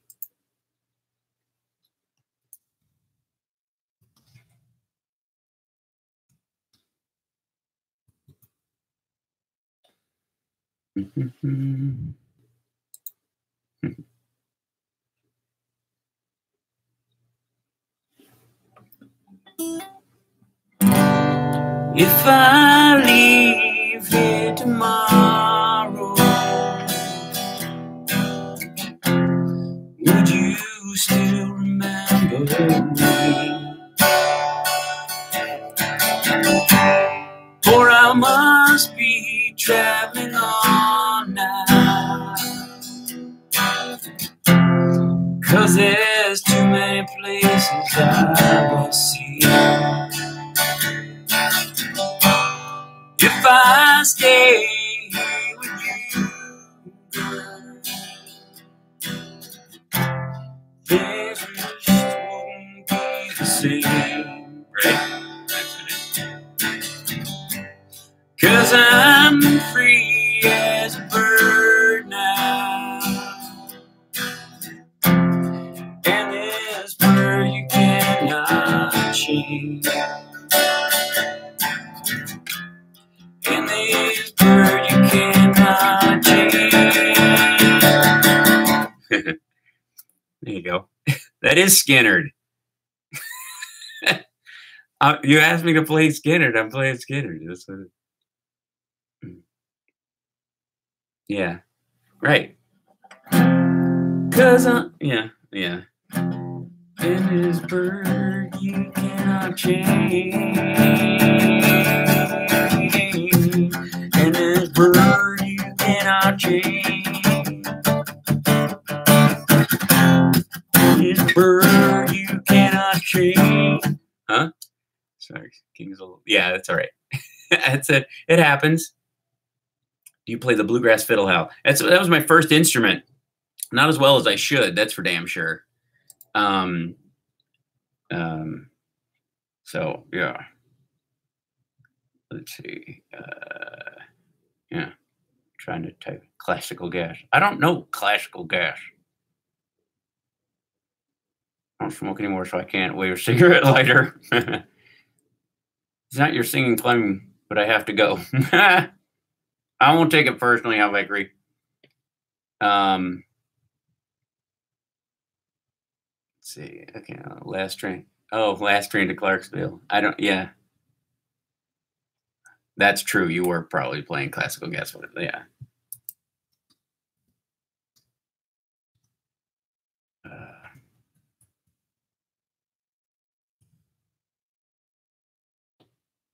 So hold on. Let me just...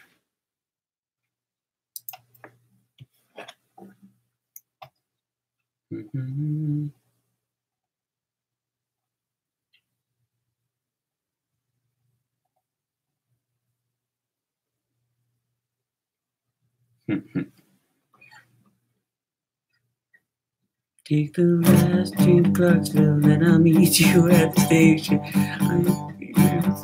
Cause I made my reservation. Don't be slow.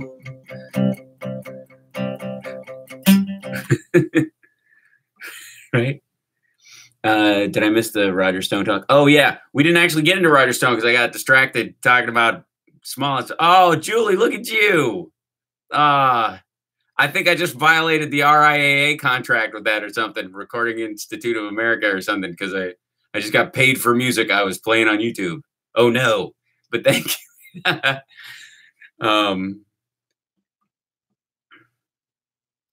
I really appreciate that. Thank you so much. Play some Stooges. Yay! Julie figured it out. Yay!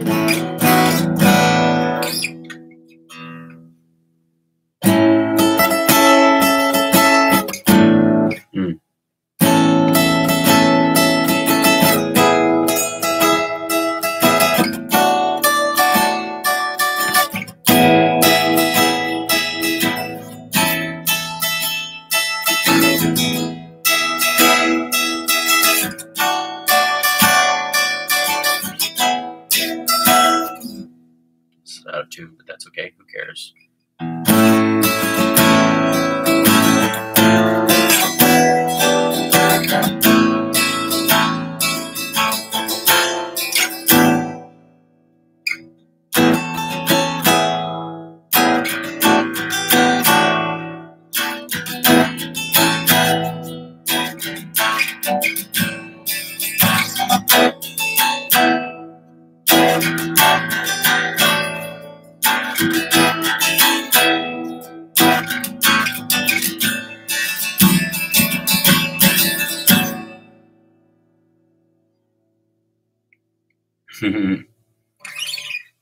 That's one of mine.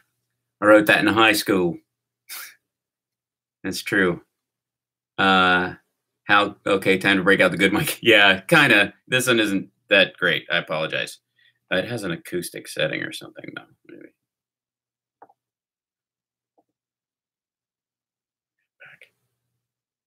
Is it better? I don't know. I can't tell.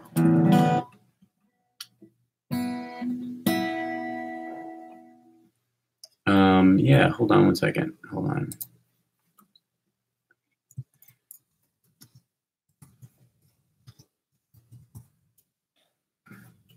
I have to sing Tuesday. We're in studio. And I just know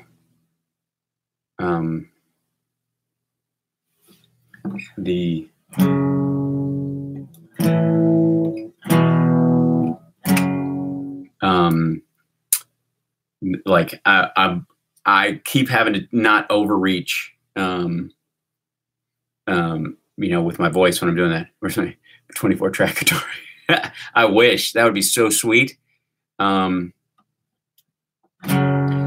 look into the window of my mind. Yeah, that's it. Reflections of the fears I know I've left behind. Just a regular E, I think. Yeah. Step out of the ordinary. Where's that? I can feel my soul. I have to remember the chords on it, but there you go. There's one line. I'm on my way, can't stop me now. Okay, I have to start recording now. I just can't sit on the sidelines. Good music, I'll see you. Yeah, right. I hope I've inspired you. The year of the slat. That's hilarious. What's CHARAP? I don't know what that means. Fanny two Stone was really, yeah. Stone didn't get the white guy break. Stone got the rich guy break. The rich old guy break. I think though she was like she had the judge. I think she was unaware who she was dealing with initially, and I think she still is. Anything else? Set the tone for a great day.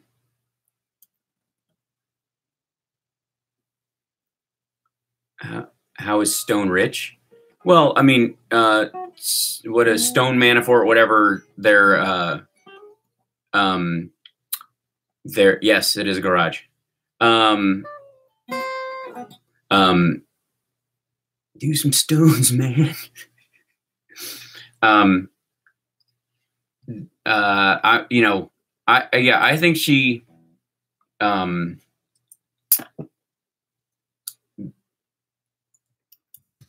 yeah, I mean, I think she was this judge is like personally, I think she's naive about who this dude is.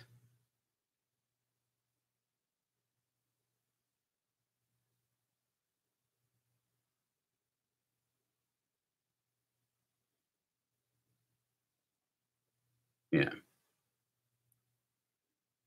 Stone just cried to the judge that he was broke. What? He is.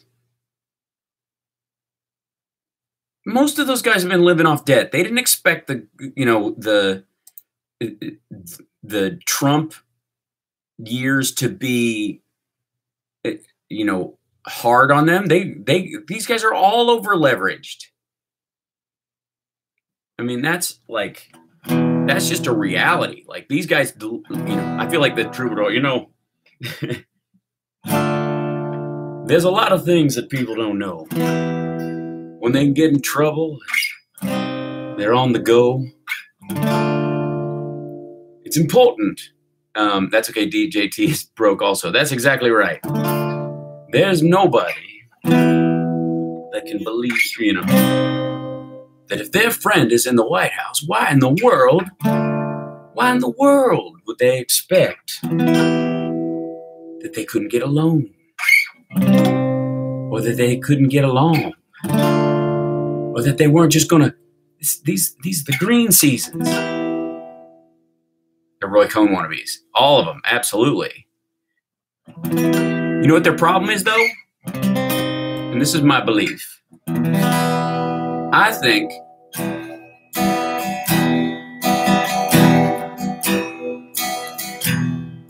one of the problems that these guys have is that they're not as cruel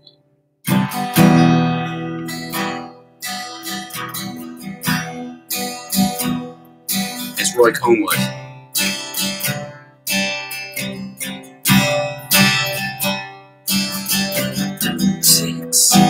Six. Number of the beast. 6. It's not quite the right chords for the Iron Maiden song. Cruel. They're not as cruel as he is. Roy Cohn was a monster. A genuine monster. These guys are wannabe monsters.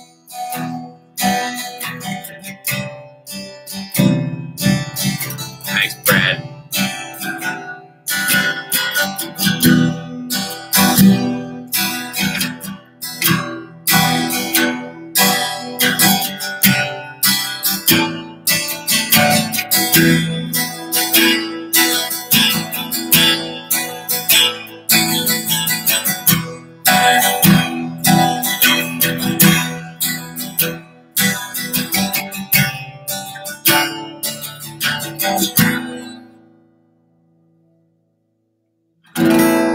Talking about. Is that your lighter? Yeah, Brad just throwing the lighter out. This is great.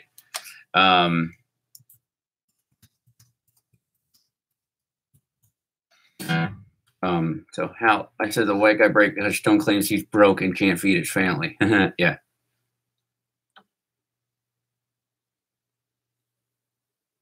Let's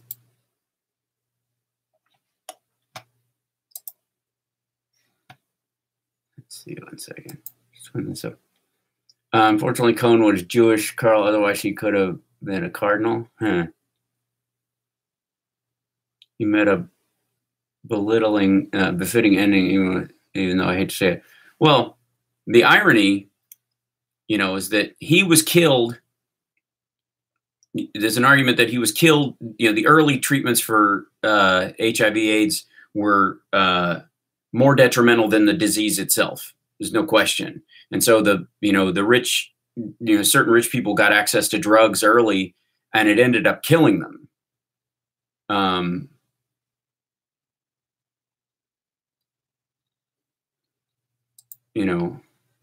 So that's always they got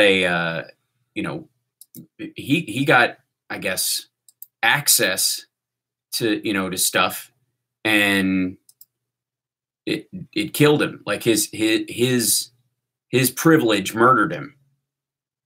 Yeah. He lived alone too. He's another transactional guy. These guys. Yeah.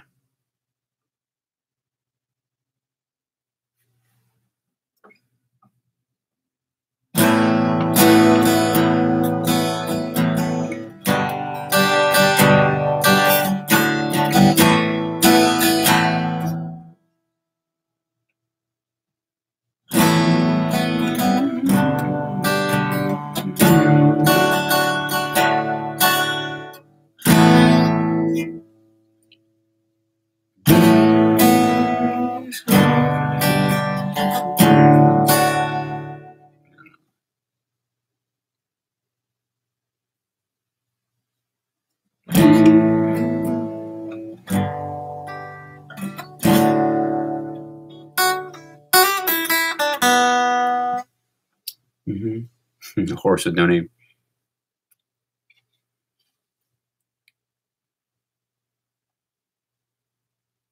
If you get a chance, please read Ruth Pundit's latest post about Paul Manafort. Yeah, I retweeted that, Amos. Oh my God. Like, the story about his daughters hating him and the text that they came back and forth, and the fact that he was one of the people that coordinated.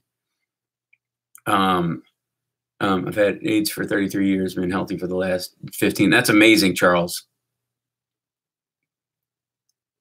And I'm personally very happy to hear that you're healthy. And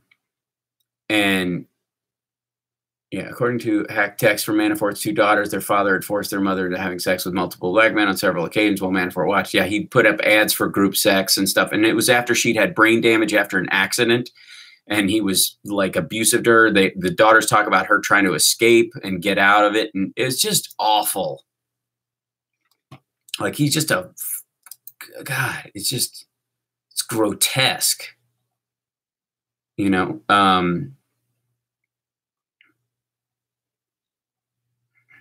I mean, it's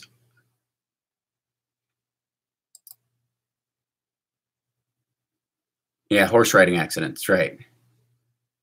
How the Manafort sentencing report is out, 800 pages of it. Oh, wow. Because they were putting it up. It was supposed to go up late last night or something, right? That's why it took so late. That's why they were late with their homework.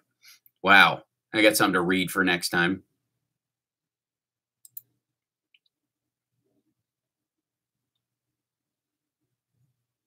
Can you, where's the report up, Tom? Can you tweet me the link to it?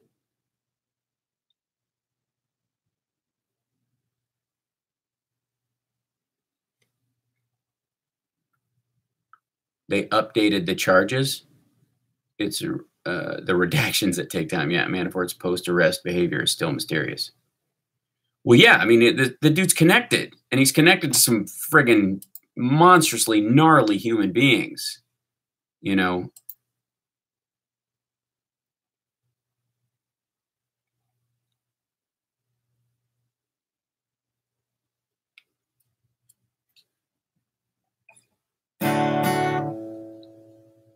Is it good?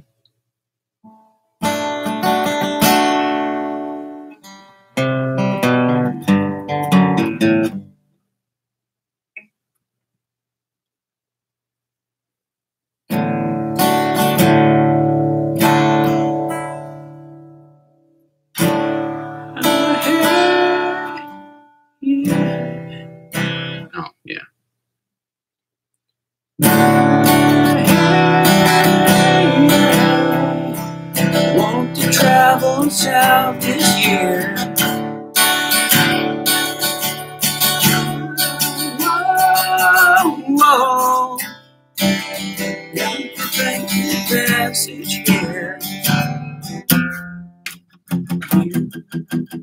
That's weird. I'm gonna learn to play that sometime. It's gonna take work. Back to music. He ain't connected, evidently. Well, he was. That's the whole point, you know. And he's connected to some awful people that are just, you know, they either feed you to the dogs or kill you themselves. You know, like a righteous. What's the line from Bricktop in Snatch? Do you know what a nemesis is? Question should be, where were you when the Trump indictment came down? Yeah, I mean, the irony is I could very well be in DC the day it happens. If it came down next week. I don't think it will.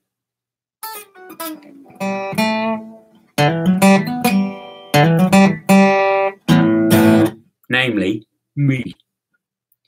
You want sugar? No, thanks, Turkish. I'm sweet enough. I'm trying to find something for you guys while I'm playing and sitting here, just so give me a second while I'm typing something up.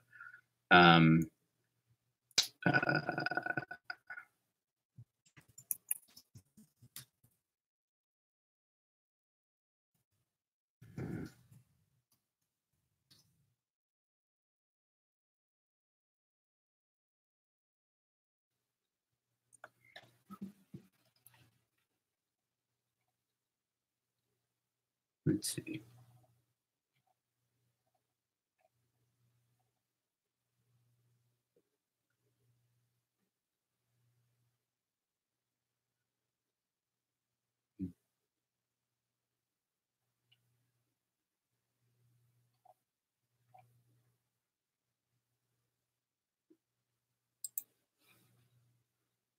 See, you're not worth much. You're not worth much to me alive, are you, Turkish? You know, look about how Here Comes Tomorrow from the Monkees. My Monkees. Do you like tags? My Monkees repertoire is pretty low. Come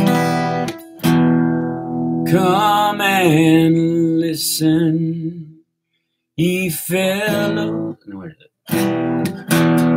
Yeah. Come and listen, ye fellows, so young and so fine. Wait, how do they?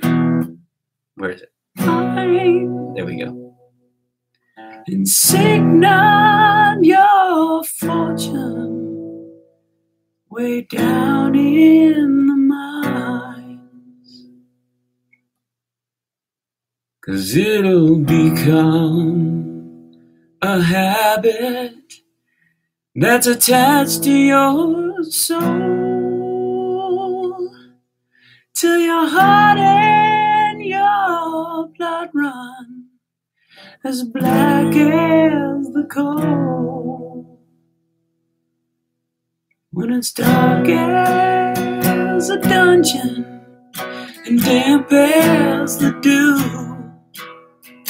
the danger is double and the pleasures of you. Where the rain never falls and the sun never shines. It's dark as a dungeon way down in the mines.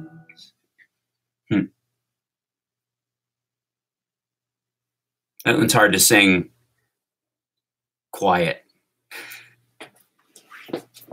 To back away. Come and listen, ye fellows, so young and so fine, and signal your fortune way down in the mine, 'cause it'll become a habit that's attached to your soul, to your heart and your blood run as black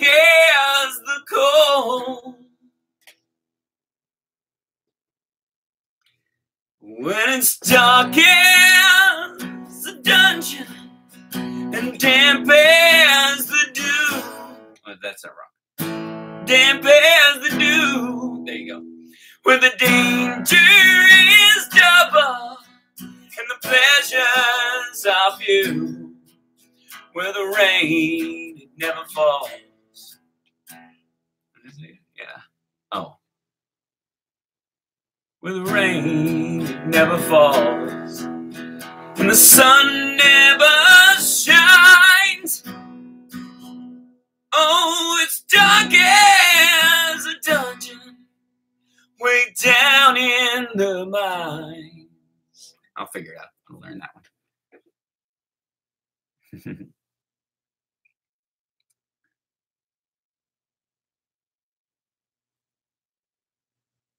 Mike is good? Yeah. Well, from Cape Town to Pikeville, both black men and white, all manner of mules in the company die, where the digging for diamonds a number 9 coal. There is just no escaping that life in the hole. When it's dark as the dungeon and damp as the dew, where the danger is double and the pleasures are few, where the rain it never falls and the sun never shines. It's dark as a dungeon way down in the mines. Here we go. I gotta be careful. I'm gonna start singing really loud, and then I'm gonna wear my voice out, and I gotta sing tomorrow or day after tomorrow, and so I gotta rest. I've always loved that song.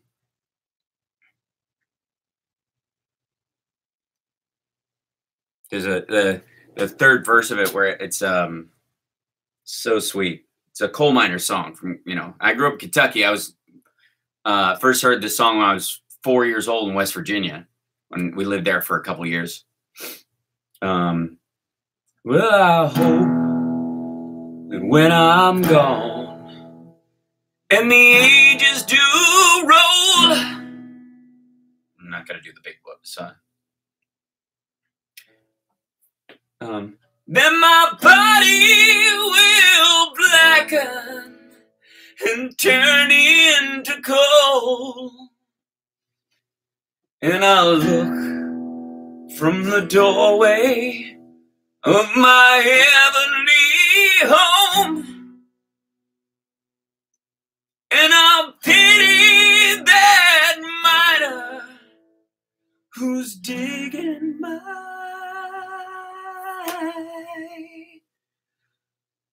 bones.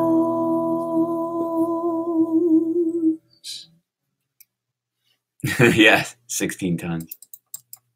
I learned 16 tons. I think we talked about this before, but 16 tons was in what was it?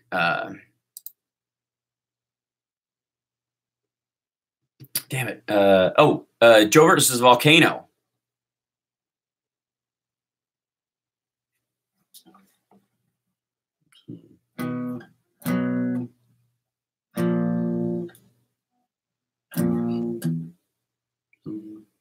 Oh, he's tuned weird.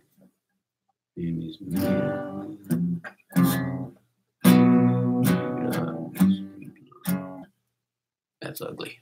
Won't be able to do that. Lower, yeah. Yeah, you can always do the whole, like, there's a, what was it? Let me start it. Yeah, I love Joe versus Volcano is amazing. Joe versus Volcano,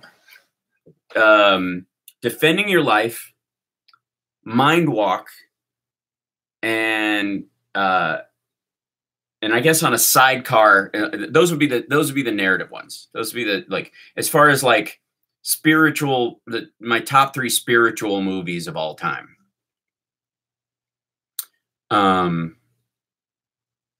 You know, those I just love that. So what's elitist? Sunday shows are elitist claptrap now. You got to, you know, Amos, I love you, but you got to let these people get dragged out into the open, because we wouldn't have tape of these idiots saying most of the stuff if they didn't have a safe space to go and talk their head off. Yep, Tennessee Ernie Ford. That's right. Love all those movies. That's great, Brad. I like.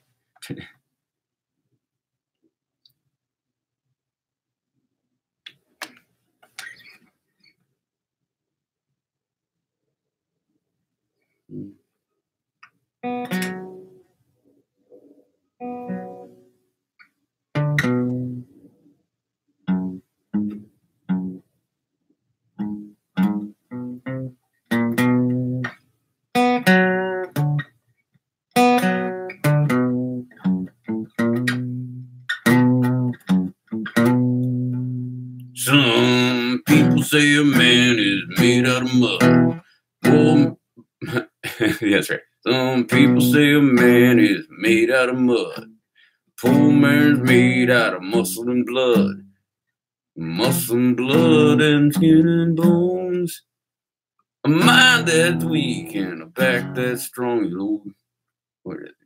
Oh, they're the backwards on these cards. 16 tons. What do you get?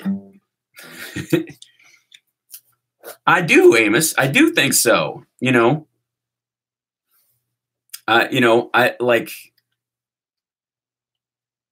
and you know, and like, I just don't. I'm not going to be dragged into, you know, seeing a world surrounded by monsters all the time. I'm just not. So, just uploaded. In sentence menu, Mueller accuses Manafort of bold crimes, some of which were committed while under a spotlight due to his work as the campaign chairman, and later while he was on bail from this court. Another day older and deeper in debt. Right. Some Peter, don't you see, because I can't go my soul to the company store.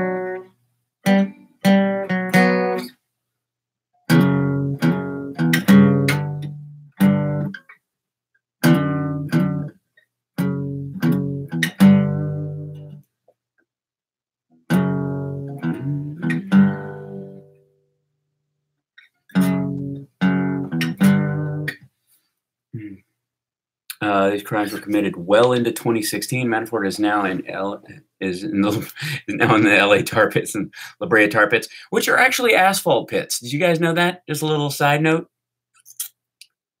Okay, let's bring that up.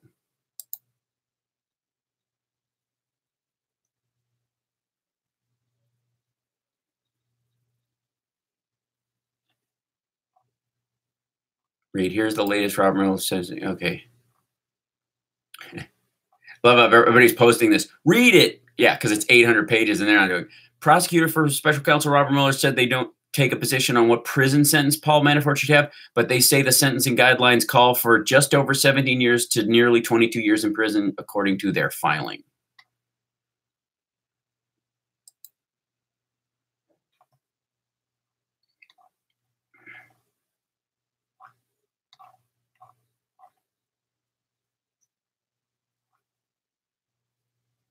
During Manafort's allocution, he admitted that he was part of a conspiracy that involved money laundering into millions of dollars of his income being wired from offshore accounts for goods, services, and real estate. He concealed that income and related purchases. And the offshore accounts themselves, he hid millions of dollars of other income by falsely characterizing it as loans. He lied to his bookkeeper. and tax preparers both about the payments from overseas accounts. Okay, that's the Ukrainian money. He funneled over $11 million from overseas accounts to pay for lobbyists working for Ukraine to engage in unregistered lobbying in the United States and in submissions to the Justice Department. He caused false and misleading statements to be made relating to the lobbying work for Ukraine. Count 2 charge a separate conspiracy to obstruct justice concerning the tampering with 2 witnesses who had pertinent evidence about the work of the Habsburg Group and its United States lobbying. Manafort pleaded guilty to conspiring with Kalanick between February and redacted. And Manafort's history with the Farah statute.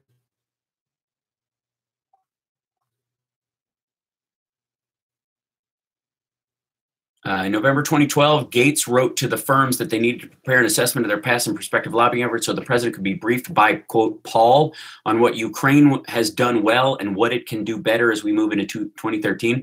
The resulting memorandum noted, among other things, that the client, quote, had not been as successful as he'd hoped, given that it had an embassy in Washington. To appear to distance their United States lobbying from Ukraine and to avoid having to register as agents of Ukraine under FARA, Manafort with others arranged for somebody to be nominally engaged by a newly formed Brussels entity called the European Center for Modern Ukraine, referred to as the Center, from, there you go, instead of directly to Ukraine. Sorry, are we reading? Asphalt's the same thing, it bubbles up out of the Dead Sea. This is true.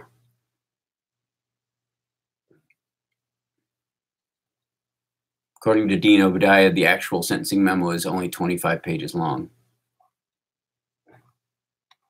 Yeah, there's a 20. That's what I'm finding in here. Manafort was aware of various facts that were kept from the public Skaden report. It references 800 pages of documents. It's all the subgroup stuff. The 800 pages of what was submitted probably is stuff that he can't see. Yeah, 800 pages of footnotes, basically, right?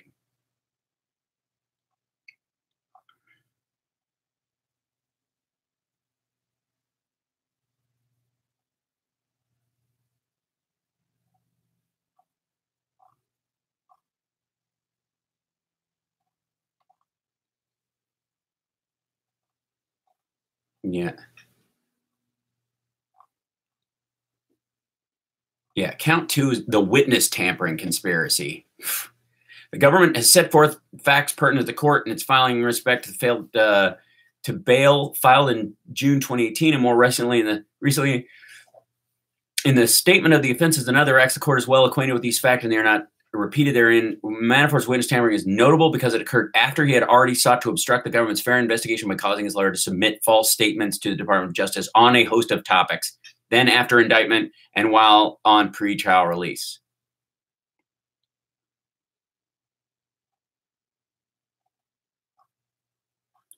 Yeah.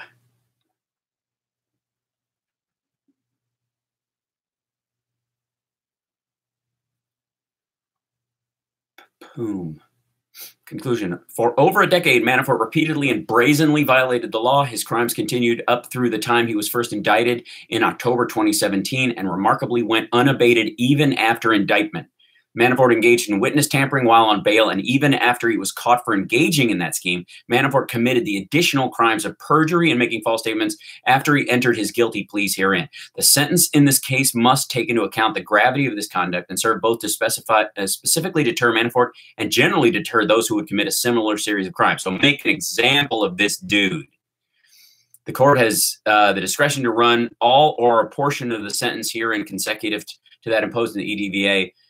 Criminal prosecution, District of Virginia, as it is unknown what that sentence will be. We do not now take a position on the issue, but reserve our right to do so at the sentencing herein. So they want to. They're not going to say what kind of years this guy should get. They want the judge to decide, but they're going to be there in court when it all goes down. Whoa.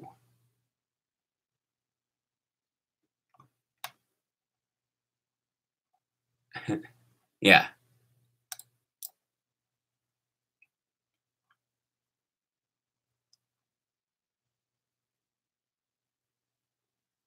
You think Trump doesn't know Manafort? Yeah. Seth Abramson, remember that Putin invaded Ukraine February 2014, and Manafort was actively assisting politicians in Ukraine who supported Putin's invasion in 2014, 15, and in 16. This underscores that Manafort's work in Ukraine benefited Putin indirectly and eventually directly. Yeah, and also, you know, the stuff that came up, we were talking about what his daughters had written, the text messages that they put forward, all spoke of, you know, they're aware that basically they were saying it was his idea to set up a bunch of protesters to get killed and use it as a pretext to police the streets, essentially. Get a bunch of people riled up, get some agent provocateurs out there, make them break a few things, have the cops shoot a bunch of them, and then put in martial law. Like, he's a murderer. This guy, I mean, and the sexual violence against his wife is enough for this guy to be, I mean, to be buried under the bilge pump of the jail. The jails have bilge pumps. The sewer pump of the jail, whatever, forever. You know, much less like I mean, people are dead because this guy thought they should be. I mean, that's genocidal level comfortable with murder. Manafort carried out things that Hasson could only hope to do. How do you like that? Yeah, bilge pumps on a ship. That's the only thing I can think of.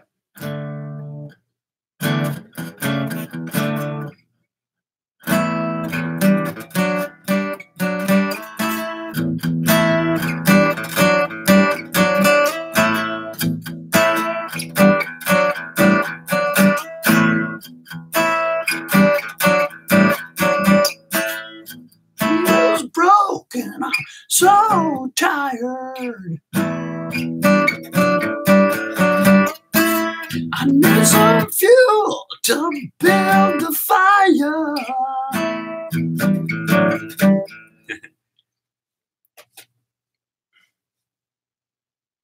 Treason is the word I want to see. That's clear, but like, he committed treason with multiple countries. Like, he aided and abetted the head of Ukraine in murdering his own people. If no collusion for Manafort, no collusion for Trump.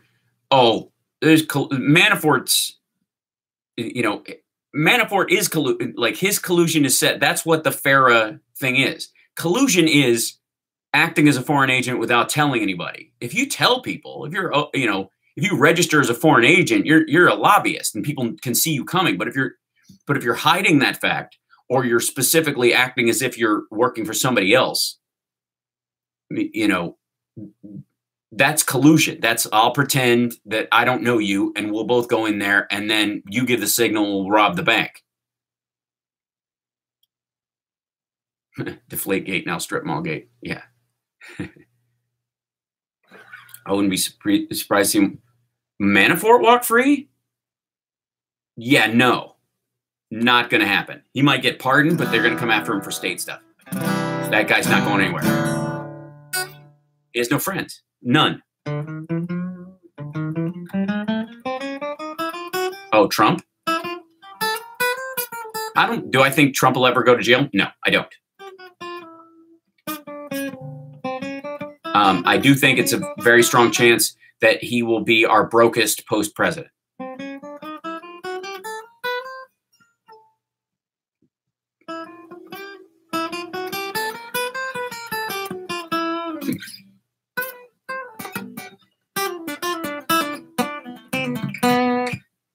Yeah. If two or more persons in any state or territory subject to the jurisdiction of the United States. For the record, I will be including a scene in an upcoming book with a hero casually playing guitar while having a serious conversation. Thank you for these. It's you can do it. Yeah.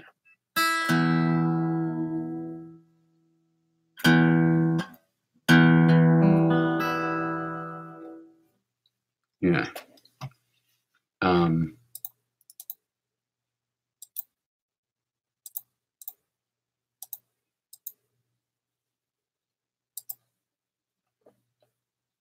I don't know if I'm in the right.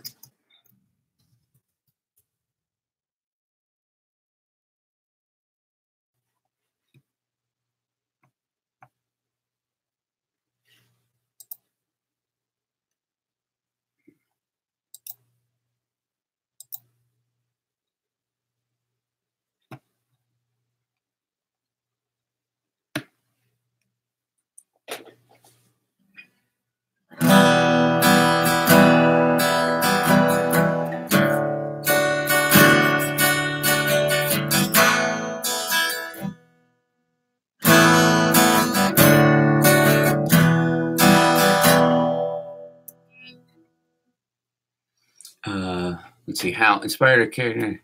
Oh, right on, Zelda. Try to be as inspirational as I can.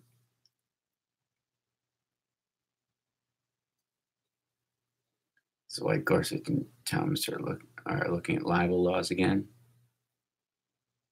They're doing it because he's throwing it that way, and they're being ready for him to, because they know him. They know he's going to send that case that way. And they're to be abused. They left. Sorry, Amos, I missed that. I have to fall back. Think about it, folks. When in the past few administrations did news outlets across the board have to have so many legal experts from walks of life explain the administration's actions? Clearly, Stephanie Miller, the Stephen Miller man.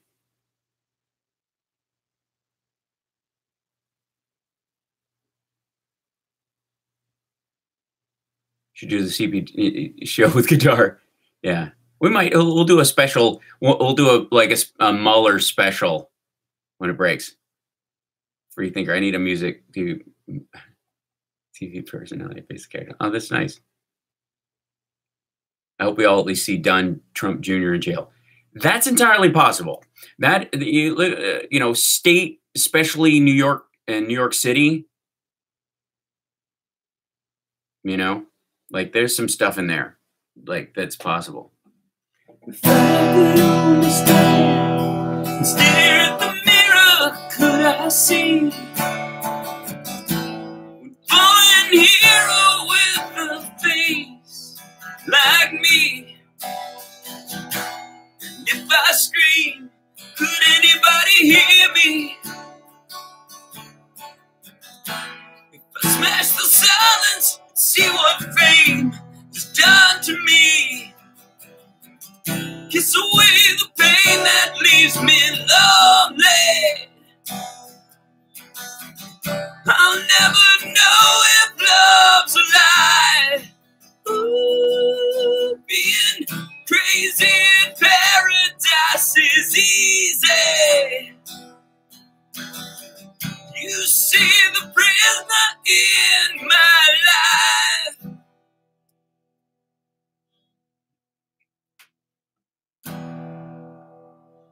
Where's the love to shelter me?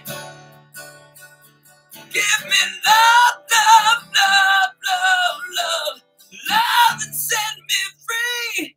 Where's the love to shelter me? Only love, love, love, love, love, love will set you free. Set me free. I'm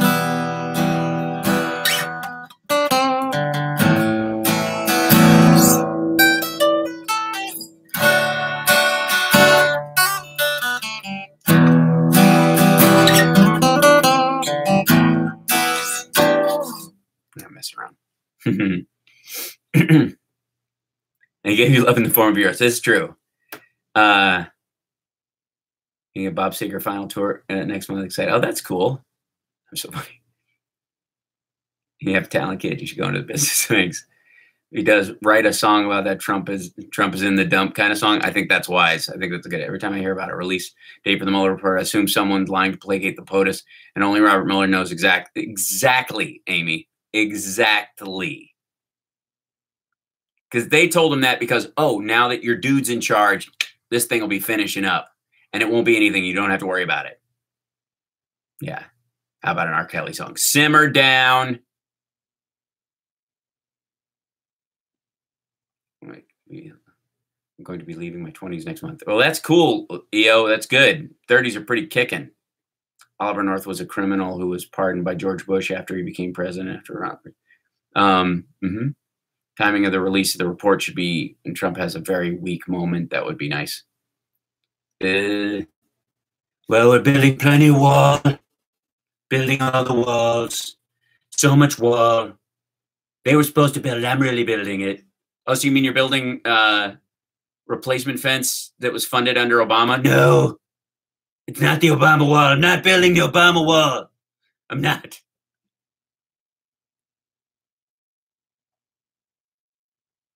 They're about the same age as my. Oh, nice.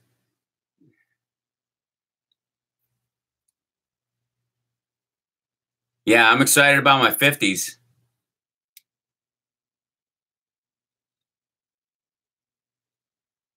Free wall. Play free wall.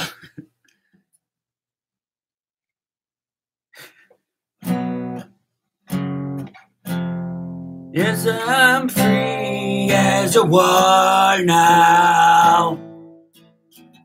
And my wall you cannot change. Where is it? Whatever that was. 'Cause I will be building my wall now. Okay, so it's already being built. And this wall you cannot pay. Mexico will pay for it. Free wall, free wall. What's it? You'll be 63 in 2 weeks. Happy birthday, early birthday, Carl. Awesome. I'm gonna live to 100. So there. I hope so. And even further.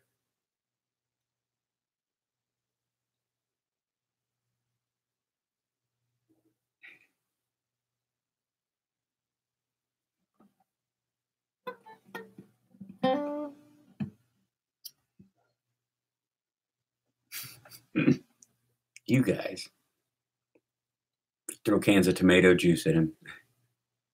120 or bust. Absolutely, Tom. I mean, honestly, okay, so I like put the guitar down for a minute. Sorry. Hold on. Because the more I play, the more I'll get like I'm gonna start singing, and then I'm gonna hurt my voice, and then I'm not gonna be able to sing, and then yeah. Because I'm dicking around doing that stuff.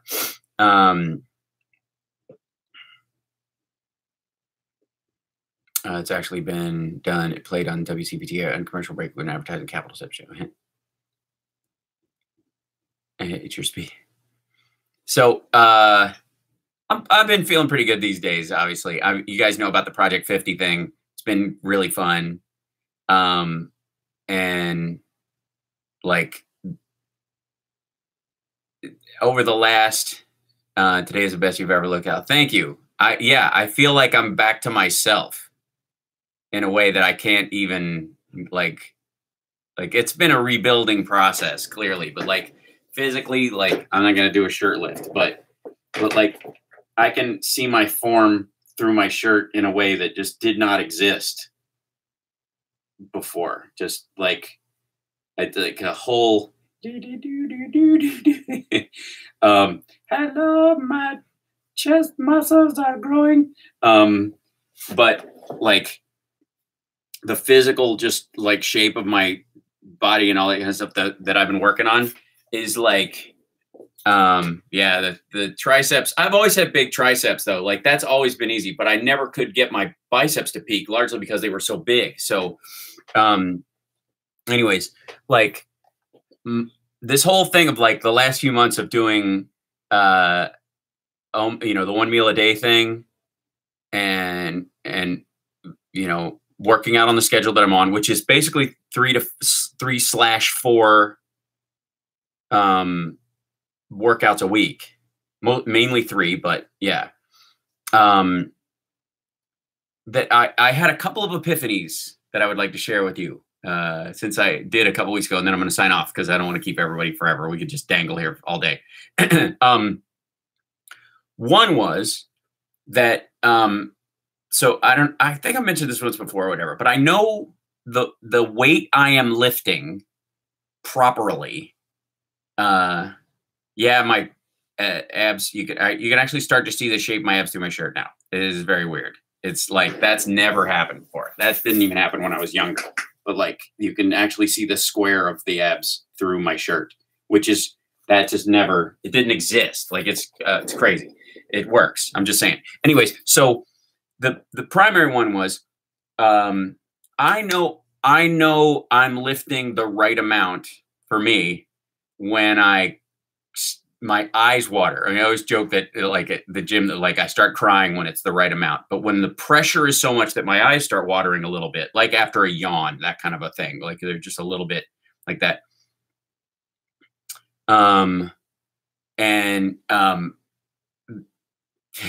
Please take on. That in, you know, that's how I know if that's the amount of force that I have to actually put forward. That's the goal, Julie. But but nobody's going to hire me for a superhero movie with my TV and my credits, just because like I have to shift who I am. So that's basically what it is. Like, dress for the job you want, not the job you have, right? So don't start smoking in your 80s, start in your 50s. I'll take decades to get it. That's great. So yeah, but when my eyes start to water, like when I'm like, this is a lot of force, you know, when I'm at that point, then I know that's the max that I need to be working with and that kind of stuff. And it's gotten bigger. The amount obviously grows because you get stronger over time.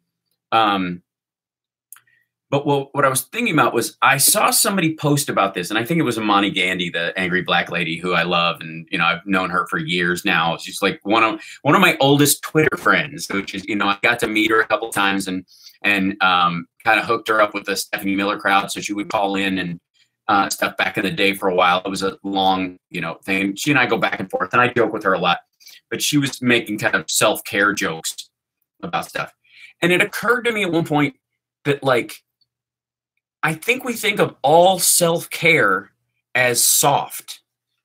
I think we think of all self-care in terms of relaxing. You know what I mean? I don't think, you know, like doing a mask for your skin and taking a bath and getting a massage and relaxing, just playing, you know, jazz or whatever. But either way, the idea that it's that self-care is a softening thing is a problem. Yeah, it's certainly how it's marketed to women, but it's like, well, because it's not marketed to men at all. It just isn't. Yeah, pampering yourself. And I have to say, while I'm not against those things, and I certainly engage in them, you know, I'll take a bath every so often. I do Epsom salt baths and all kinds of stuff. And it's great. I don't think we look at exercise and eating right as self-care.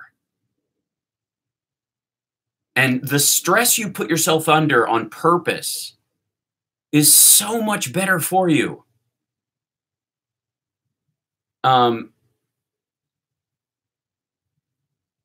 so, and you know, in looking at those things, I think people focus on it a lot because many people don't relax. I don't know, Zelda. I think we're in a very relaxed culture, physically anyways. I think people don't take as much care of themselves as they could. I think they spend a lot of time, or what they do is they do like snack relaxation all day. It is the equivalent of not eating healthy meals, but eating a lot of junk in small bits. I think a lot of people do like pressure release relaxation things, just phone distractions, that kind of stuff, but they don't really relax. They don't do a real relaxation thing, or they drink to do it, or what have you. Calm down, Brad. I'm not live streaming from the tub. Fat food, basically. Yeah, comfort food. That's a great example, you know. It's amazing how in the long term, comfort food makes you uncomfortable. And this idea that like how frequently people need the, you know, those comforting things or allow themselves. It's super important that you start looking at testing and pushing yourselves. Thank you, Gene. I appreciate that. That's really awesome. Testing yourself and pushing yourself as self-care.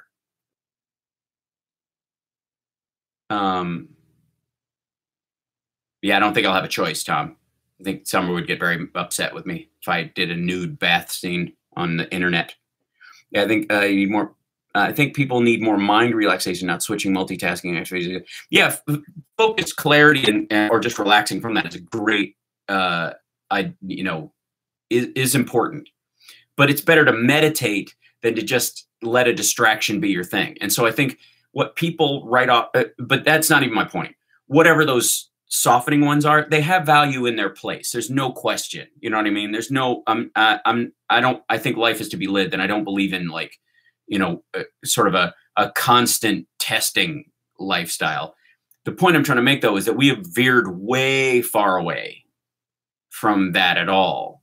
And we are now in a situation where to make the bath with candles. Brad, stop. That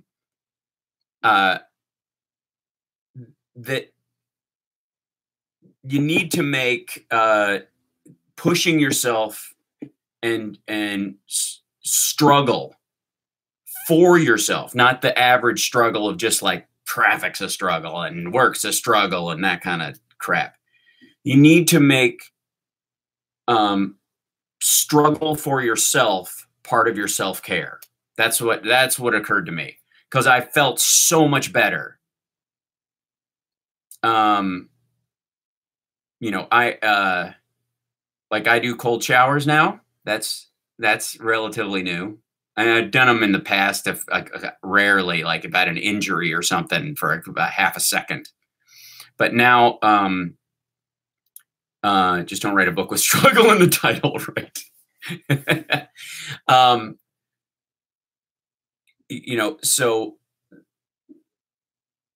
like that kind of stuff, like testing and pushing yourself. Salt baths are awesome and great for you, and a lot of people don't have enough salt in their diet and their system these days, and so getting it through your skin is whole shower just the ending. I do most of the time I do what's called a Scottish shower, which is cold at the end, Richard. But sometimes I do a full cold shower, and those I rotate every few days. I'm not a you know, like playing basketball professionally every day. So, you know, I don't have that kind of inflammation to deal with or whatever.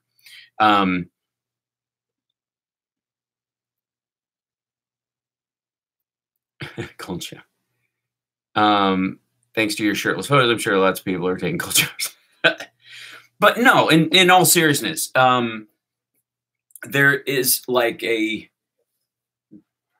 there's a value in testing yourself on your terms. I think that's the difference. I think that's the key, because it is one thing entirely to life will test you. You know what I mean? Cold showers are amazing for you. First of all, they improve your immune system. They have been known to help with depression and anxiety, quite frankly. That's why try a Scottish shower. Finish your shower with, and depending on how long you can take it or whatever, but try this. Finish your shower, and if you've got one of those, like a single lever, it's really easy to do. Turn it to cold, not ice cold, just to cold to start with, and count to 10, and then turn it off and get out.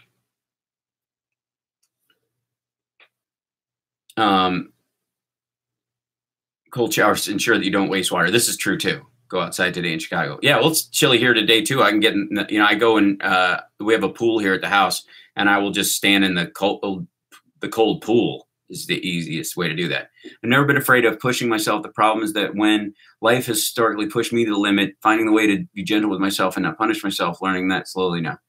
Yeah, that's it. It is scream to 10. Yeah, it is different when it's on your terms. It is always different when it's on your terms, and they're not in the same category. And as long as you can, you can recognize that and work towards that, it's really important. So so I've been doing cold showers, eating once a day, working out 3 times a week /4. I found myself working out like 5 times last week, something like that. Just because the gym at the hotel, when I was in Cedar Rapids, the gym where there was had a great piece of gear in it. So I just was like, oh, good. They have one of these. I'm going to go use it. It's awesome. Put stress on yourself or life will. That's a great way to put it, Julie. And there's a difference between the stress you put on yourself and the stress that life puts on you. It's, the optional stress is what I call, manufactured adversity. I've talked about this before. But anyways, the whole point of it, the epiphany was that exercise to the point of near exhaustion is a form of self-care. And if you perceive it as such, it's way easy to do it. So, so that's the, that was the big kind of leap forward over the last little bit. And I have to say, I feel like I've shaved in the last 6 months. I feel like I've reversed aging 10 years. It's the weirdest thing. Is this also I can climb bigger mountains in China? Yes. It's more so that if I'm climbing a bigger mountain in China and I start to slip and fall, I'm strong enough to hold on. Like that Mission Impossible scene, with Tom Cruise, where he's like, boom, like at a certain point, being ready for, a lot of stuff, eating well, working out. I can see cold showers. Nuh-uh. Come on, Amos, you can do it. You can do it. You probably have, yeah. One more like makes 100. Yeah, like and subscribe. Like and subscribe. Anyways, so that's why. Like, I literally had somebody yesterday, like the guy, I have a P.O. box, and the guy at my P.O. box just was like, what do you do? You look like a kid. What are you doing?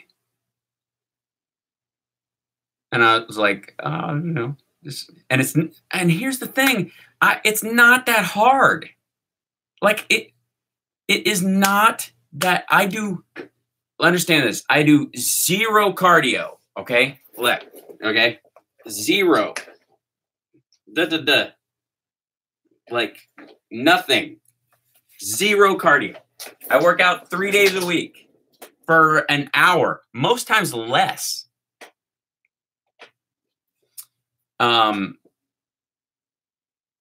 Cool. How you ever get carded? Well, I don't drink, so nobody cares. Just from the fasting and working out? Yes. Sorry, Ginger. I just feel like it's just, dude, I'm saying there are strategies that the body responds to. So I am an omnivore these days. I am eating meat, you guys, just so you know. And in some cases, copious amounts of it. I make sure that it's properly sourced, that it's as cruelty-free as possible. What do you do when you work out? I separate, I do like basically upper body and lower body and upper body. I kind of do an all over body workout, and I just accent things. I don't break up body parts. I'm not going to be in a competition over my physique. I want a body that will stay this way all the time. So I don't want to go, okay, well, my arms are completely exhausted on Monday, Tuesday, and Wednesday. I can't barely lift. I can't comb my hair. It's ridiculous. You need a functional system where you can work out all the time, and yet you're not exhausted. I'm not sore the next day. I'm not tired. My wife has gotten me off of all pork products. The commercial farming of pigs is hideously cruel. This is true. You want to, especially pork, you want to get it from local farms only. I think the meat may be helping you look so good. Does that sound weird? Protein gives you a glow. No, not at all. It's largely the fat content and some of the B vitamins and vitamin K that's in meat that you just can't get. I don't want to get into a semantic argument. I just want the protein. Gross point blank, Michael. Think about it. Yoga. Yoga is always good. OPAD, 1 pizza a day. Let's see. Factory farming is horribly cruel, and I think the biggest contributor to climate change. Yes, but not in the United States. The irony. Like I mean, we have a lot of cattle ranching and that kind of stuff, and like nothing compared to South America. Nothing compared to China. Yeah, no veal. It's ridiculous. And if you're going to eat meat, eat organ meats. Liver, kidneys, that kind of stuff, especially liver. Like that was a new addition to my palate, and it has been,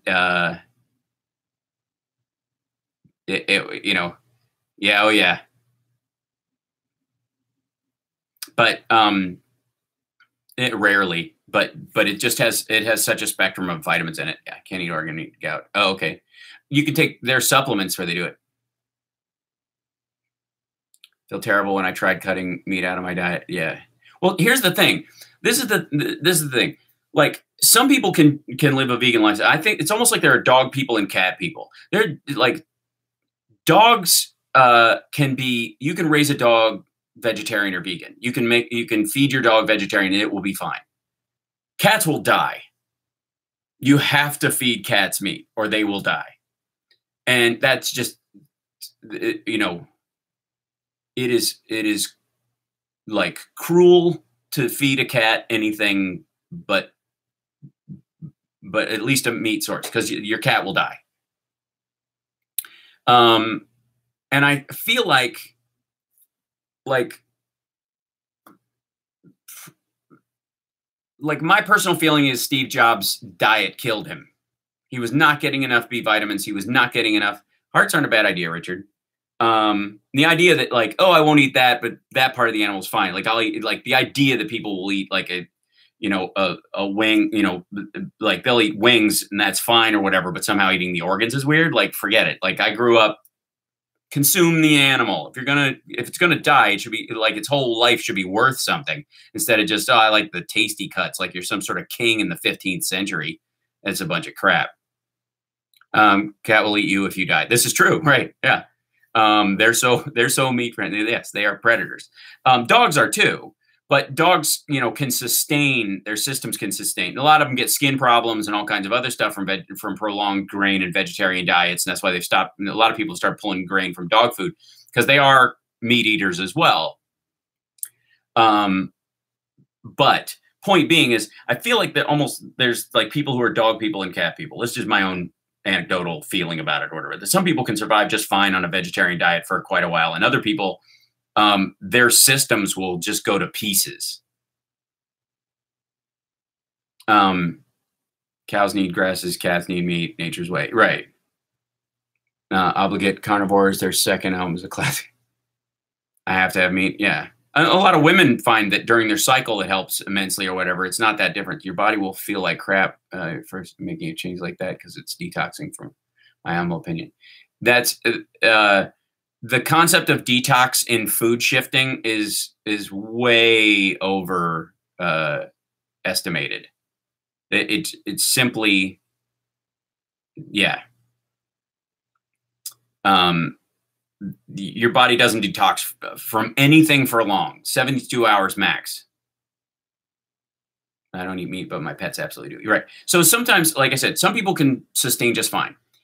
My feeling is, having been vegan and vegetarian and now being omnivorous again, and is, if you're going to be vegan or vegetarian, you have a responsibility to supplement what you're missing and be smart about it. It is a work choice, and it is incomplete. You have to be aware. It is an incomplete diet for a human being.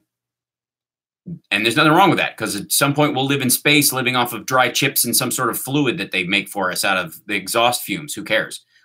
You know, humans are adaptable. If they like, and I'm very excited about the science of clean meat, which is coming out, and I'm 100% all in on that when it happens. If there were companies to invest in it, I'd be right up there. You know, that's the future of it. It just is.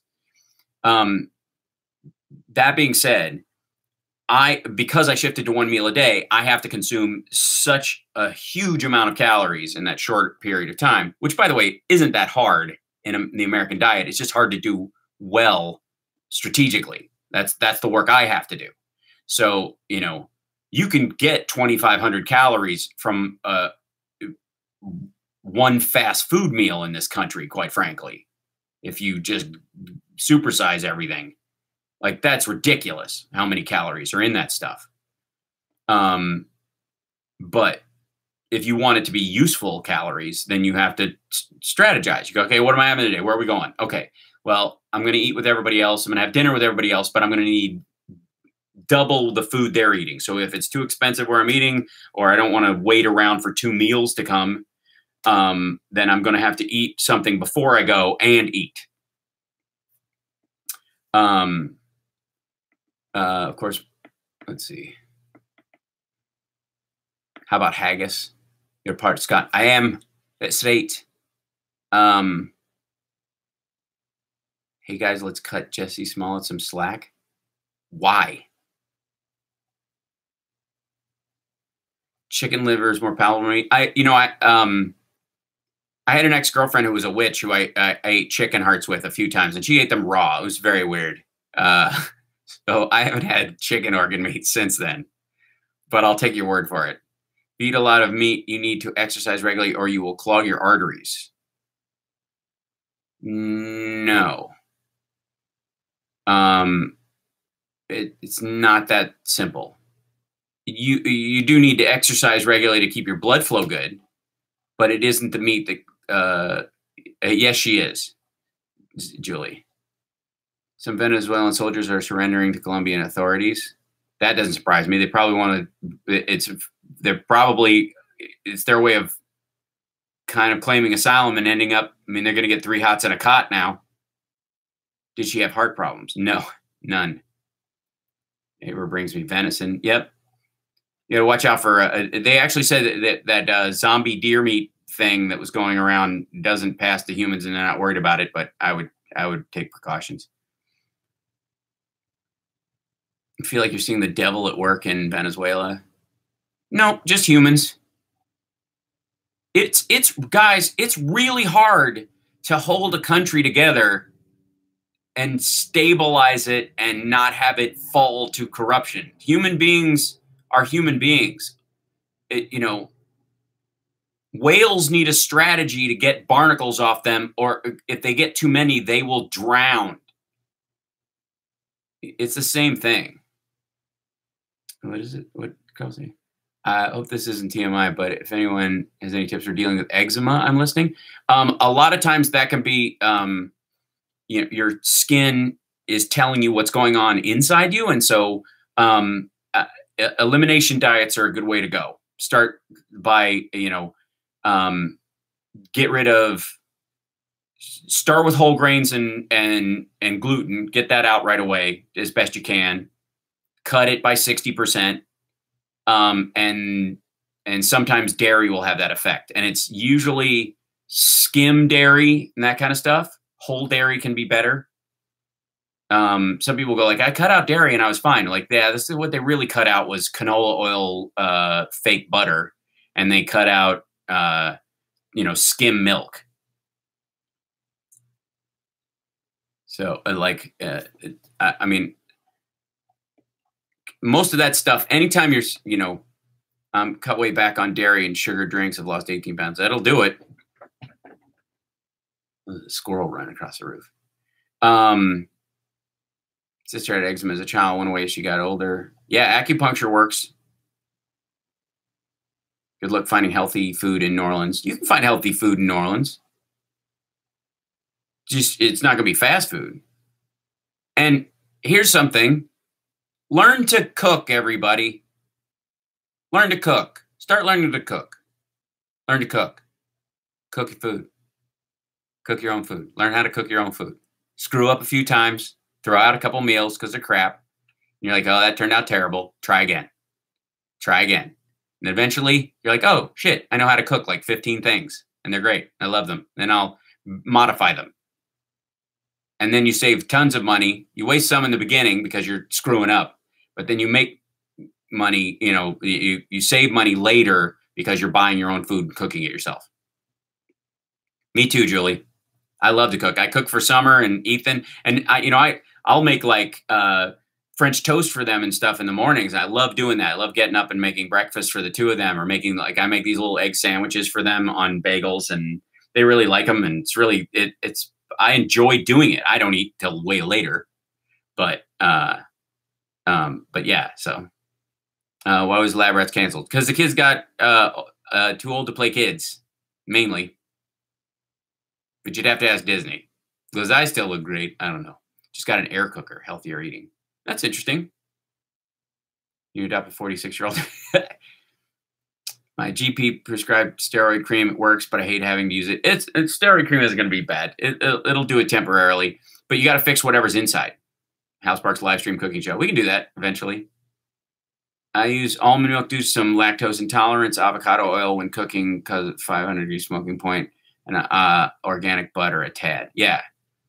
I love avocado oil as well. I use a tremendous amount of butter now, way more than I used to. High-fat diet and lack of exercise contributes to high HGH, the bad cholesterol. Not quite, Amos. That's sort of a medical oversimplification. High-fat diets aren't the problem. Lack of exercise definitely is an issue. No matter what you eat, lack of exercise is worse. Like you can eat good or you can eat shit. If you don't exercise, it almost doesn't matter. Move. People need to move. You got to move. You got to keep moving. And you got to lift some heavy stuff and put it back down. You got to tax yourself. It's, this idea like, God bless them. I see these people at the gym starting a health program because their insurance company told them to, or their boss at work said, our insurance is going up if you don't work out or whatever, and I might have to let you go, that kind of stuff, which is true. People are having to do that. And so you see these people show up and they're definitely starting from scratch physically and going to the gym. And I'm proud of them for being there. But half the time they spend there, they have the trainer stretching them, rolling them with a roller, and then they use a 5-pound weight or walk on a treadmill, which is kind of the better than nothing part of it or whatever. There's an element of you got to tax your system. Swimming is always way better if it's at all possible. And then, then start lifting weights. You do not by any means have to, grow big muscles when you're lifting weights, but by lifting weights, you are bettering your physical person. Go easy. It's really about your tendons you have to protect, but do it. I'm telling you, it's self-care. It just is. And I mean, you guys have been here.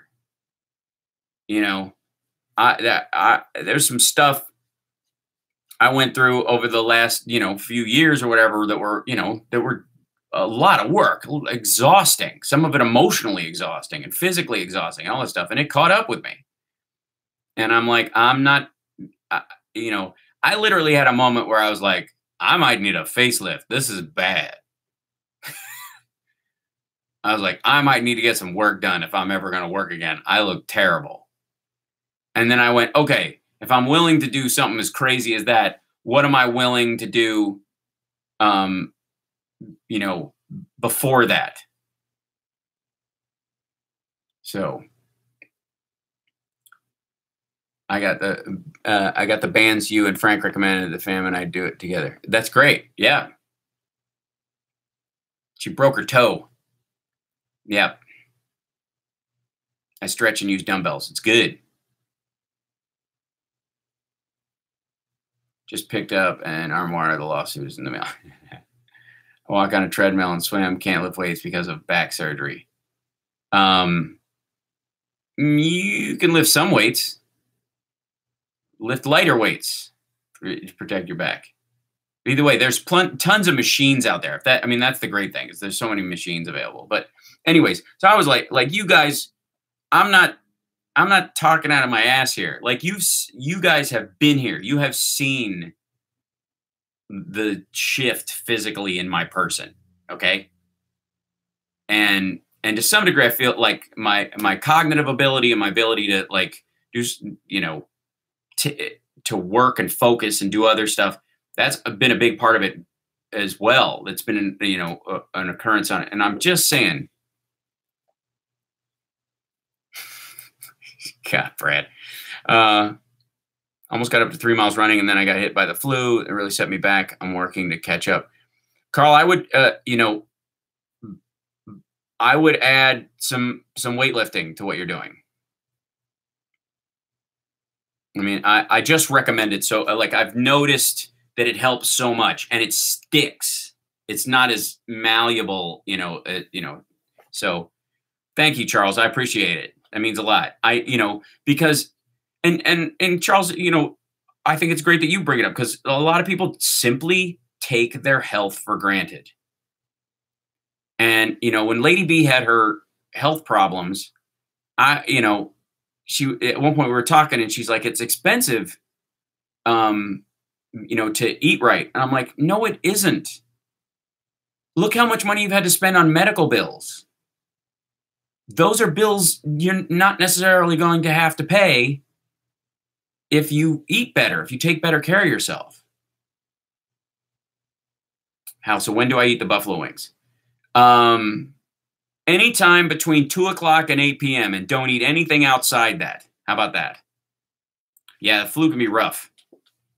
That's a detox. It's short-term cheap and long-term expensive. That's exactly right, Ginger.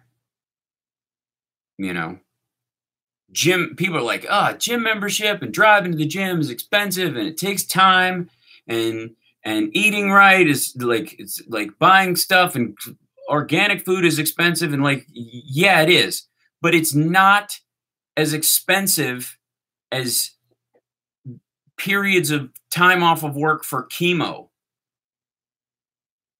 You know what I mean? I don't want too many close calls, right?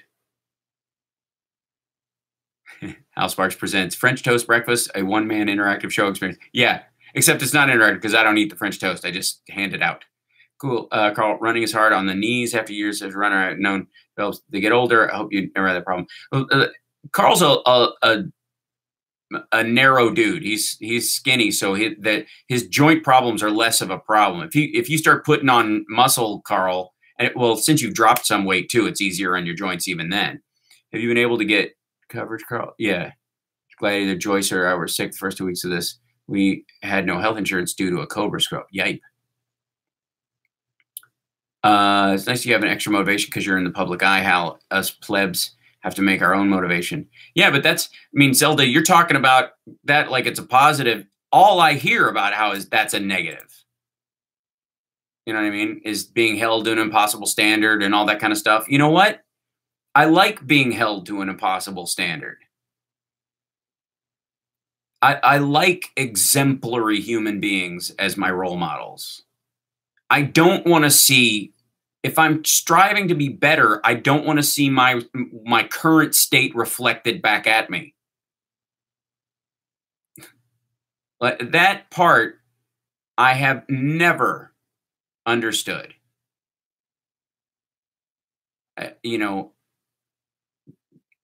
Whatever you focus on, you make happen. Now that I have healthcare, I'm eating better. The irony, Brad. I have never in my life succeeded at anything except by holding myself up to an incredible standard that is nearly unattainable. This idea that like something that's in shooting distance, don't go too hard on yourself, is garbage. It's harmful.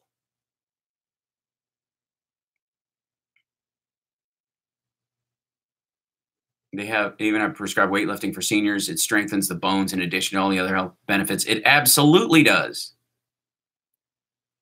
You've seen that dude in the Cenogenics ad or whatever? Now he's getting testosterone replacement therapy.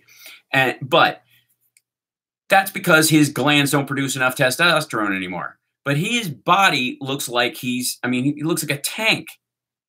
It's ridiculous. And good for him. That's a crazy standard. That's not normal. And it should be what you're shooting. You should focus on. Your face is glowing, Hal, all day. Honestly. Well, in a lot of ways, Kim, I just, like, when you feel good, you're like, you want to let everybody know. And unfortunately, it comes from, it comes from working on yourself. It comes from pushing. And this idea that, let's see, when I was a trainer many years ago, I never let my clients touch a weight until they could do 25 sit-ups and 50 straight push-ups and demonstrate sound biomechanics over their body. Okay. That's cool. That's a plan. Yeah, I don't know. Because I drove straight into weights. I mean, I think most of the time people screw up their tendons because they're not prepped for that, and maybe learn those 25, being able to do those 25 sit-ups and the 50 push-ups is a good thing, to get there. Most people injure their tendons when they're working out because their muscles grow way faster. I cherish life. Most of my close friends have died. Every day is a gift to me. I cheated death many times. Well, Amos, we're glad you're with us. By God. I even love it when we disagree. I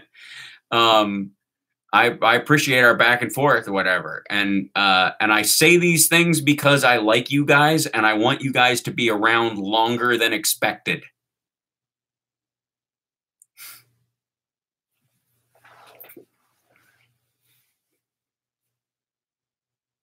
How old are you, Amos? Tai Chi, healthy, challenging. I can take it and take it everywhere. That's true. Tai Chi is fantastic. Dynamic tension or calisthenics is always something everybody should try to do. It's a great way to start before you start lifting weights. And then you go by numeric volume as opposed to physical volume. Although you reach a certain, sort of the law of reciprocal return where it starts to die off in that it becomes cardio and not tissue building. And tissue building creates in its exchange autophagy to some degree. It kills off other cells and replaces them with new, better ones. And only the taxing of your system will do that. Burning all your fat and keeping it burned off and keeping it low isn't the same thing. There's an element of you have to put your body into flesh building mode, bone building mode. And you really only do that by taxing it, by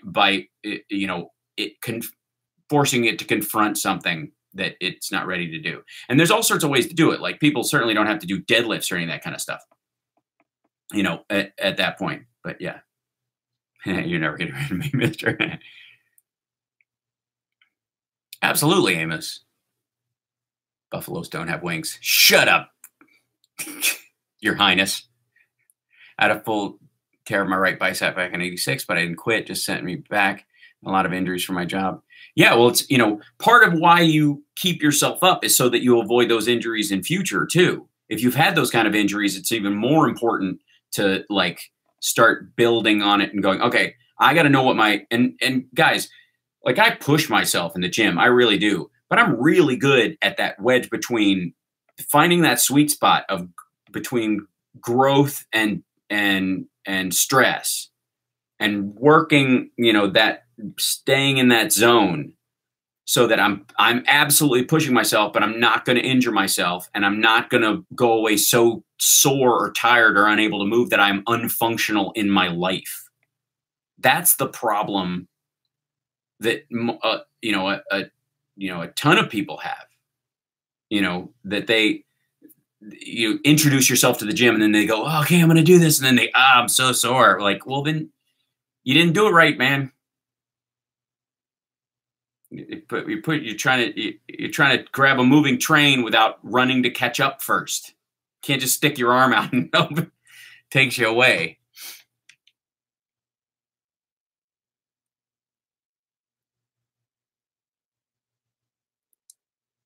Dan Quiddle said you spell it buffaloes, you guys.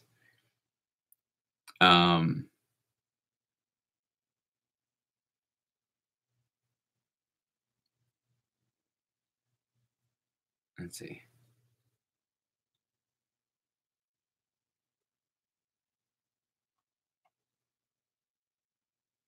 Yeah, so yeah, Amos, you're 13 years older than I am.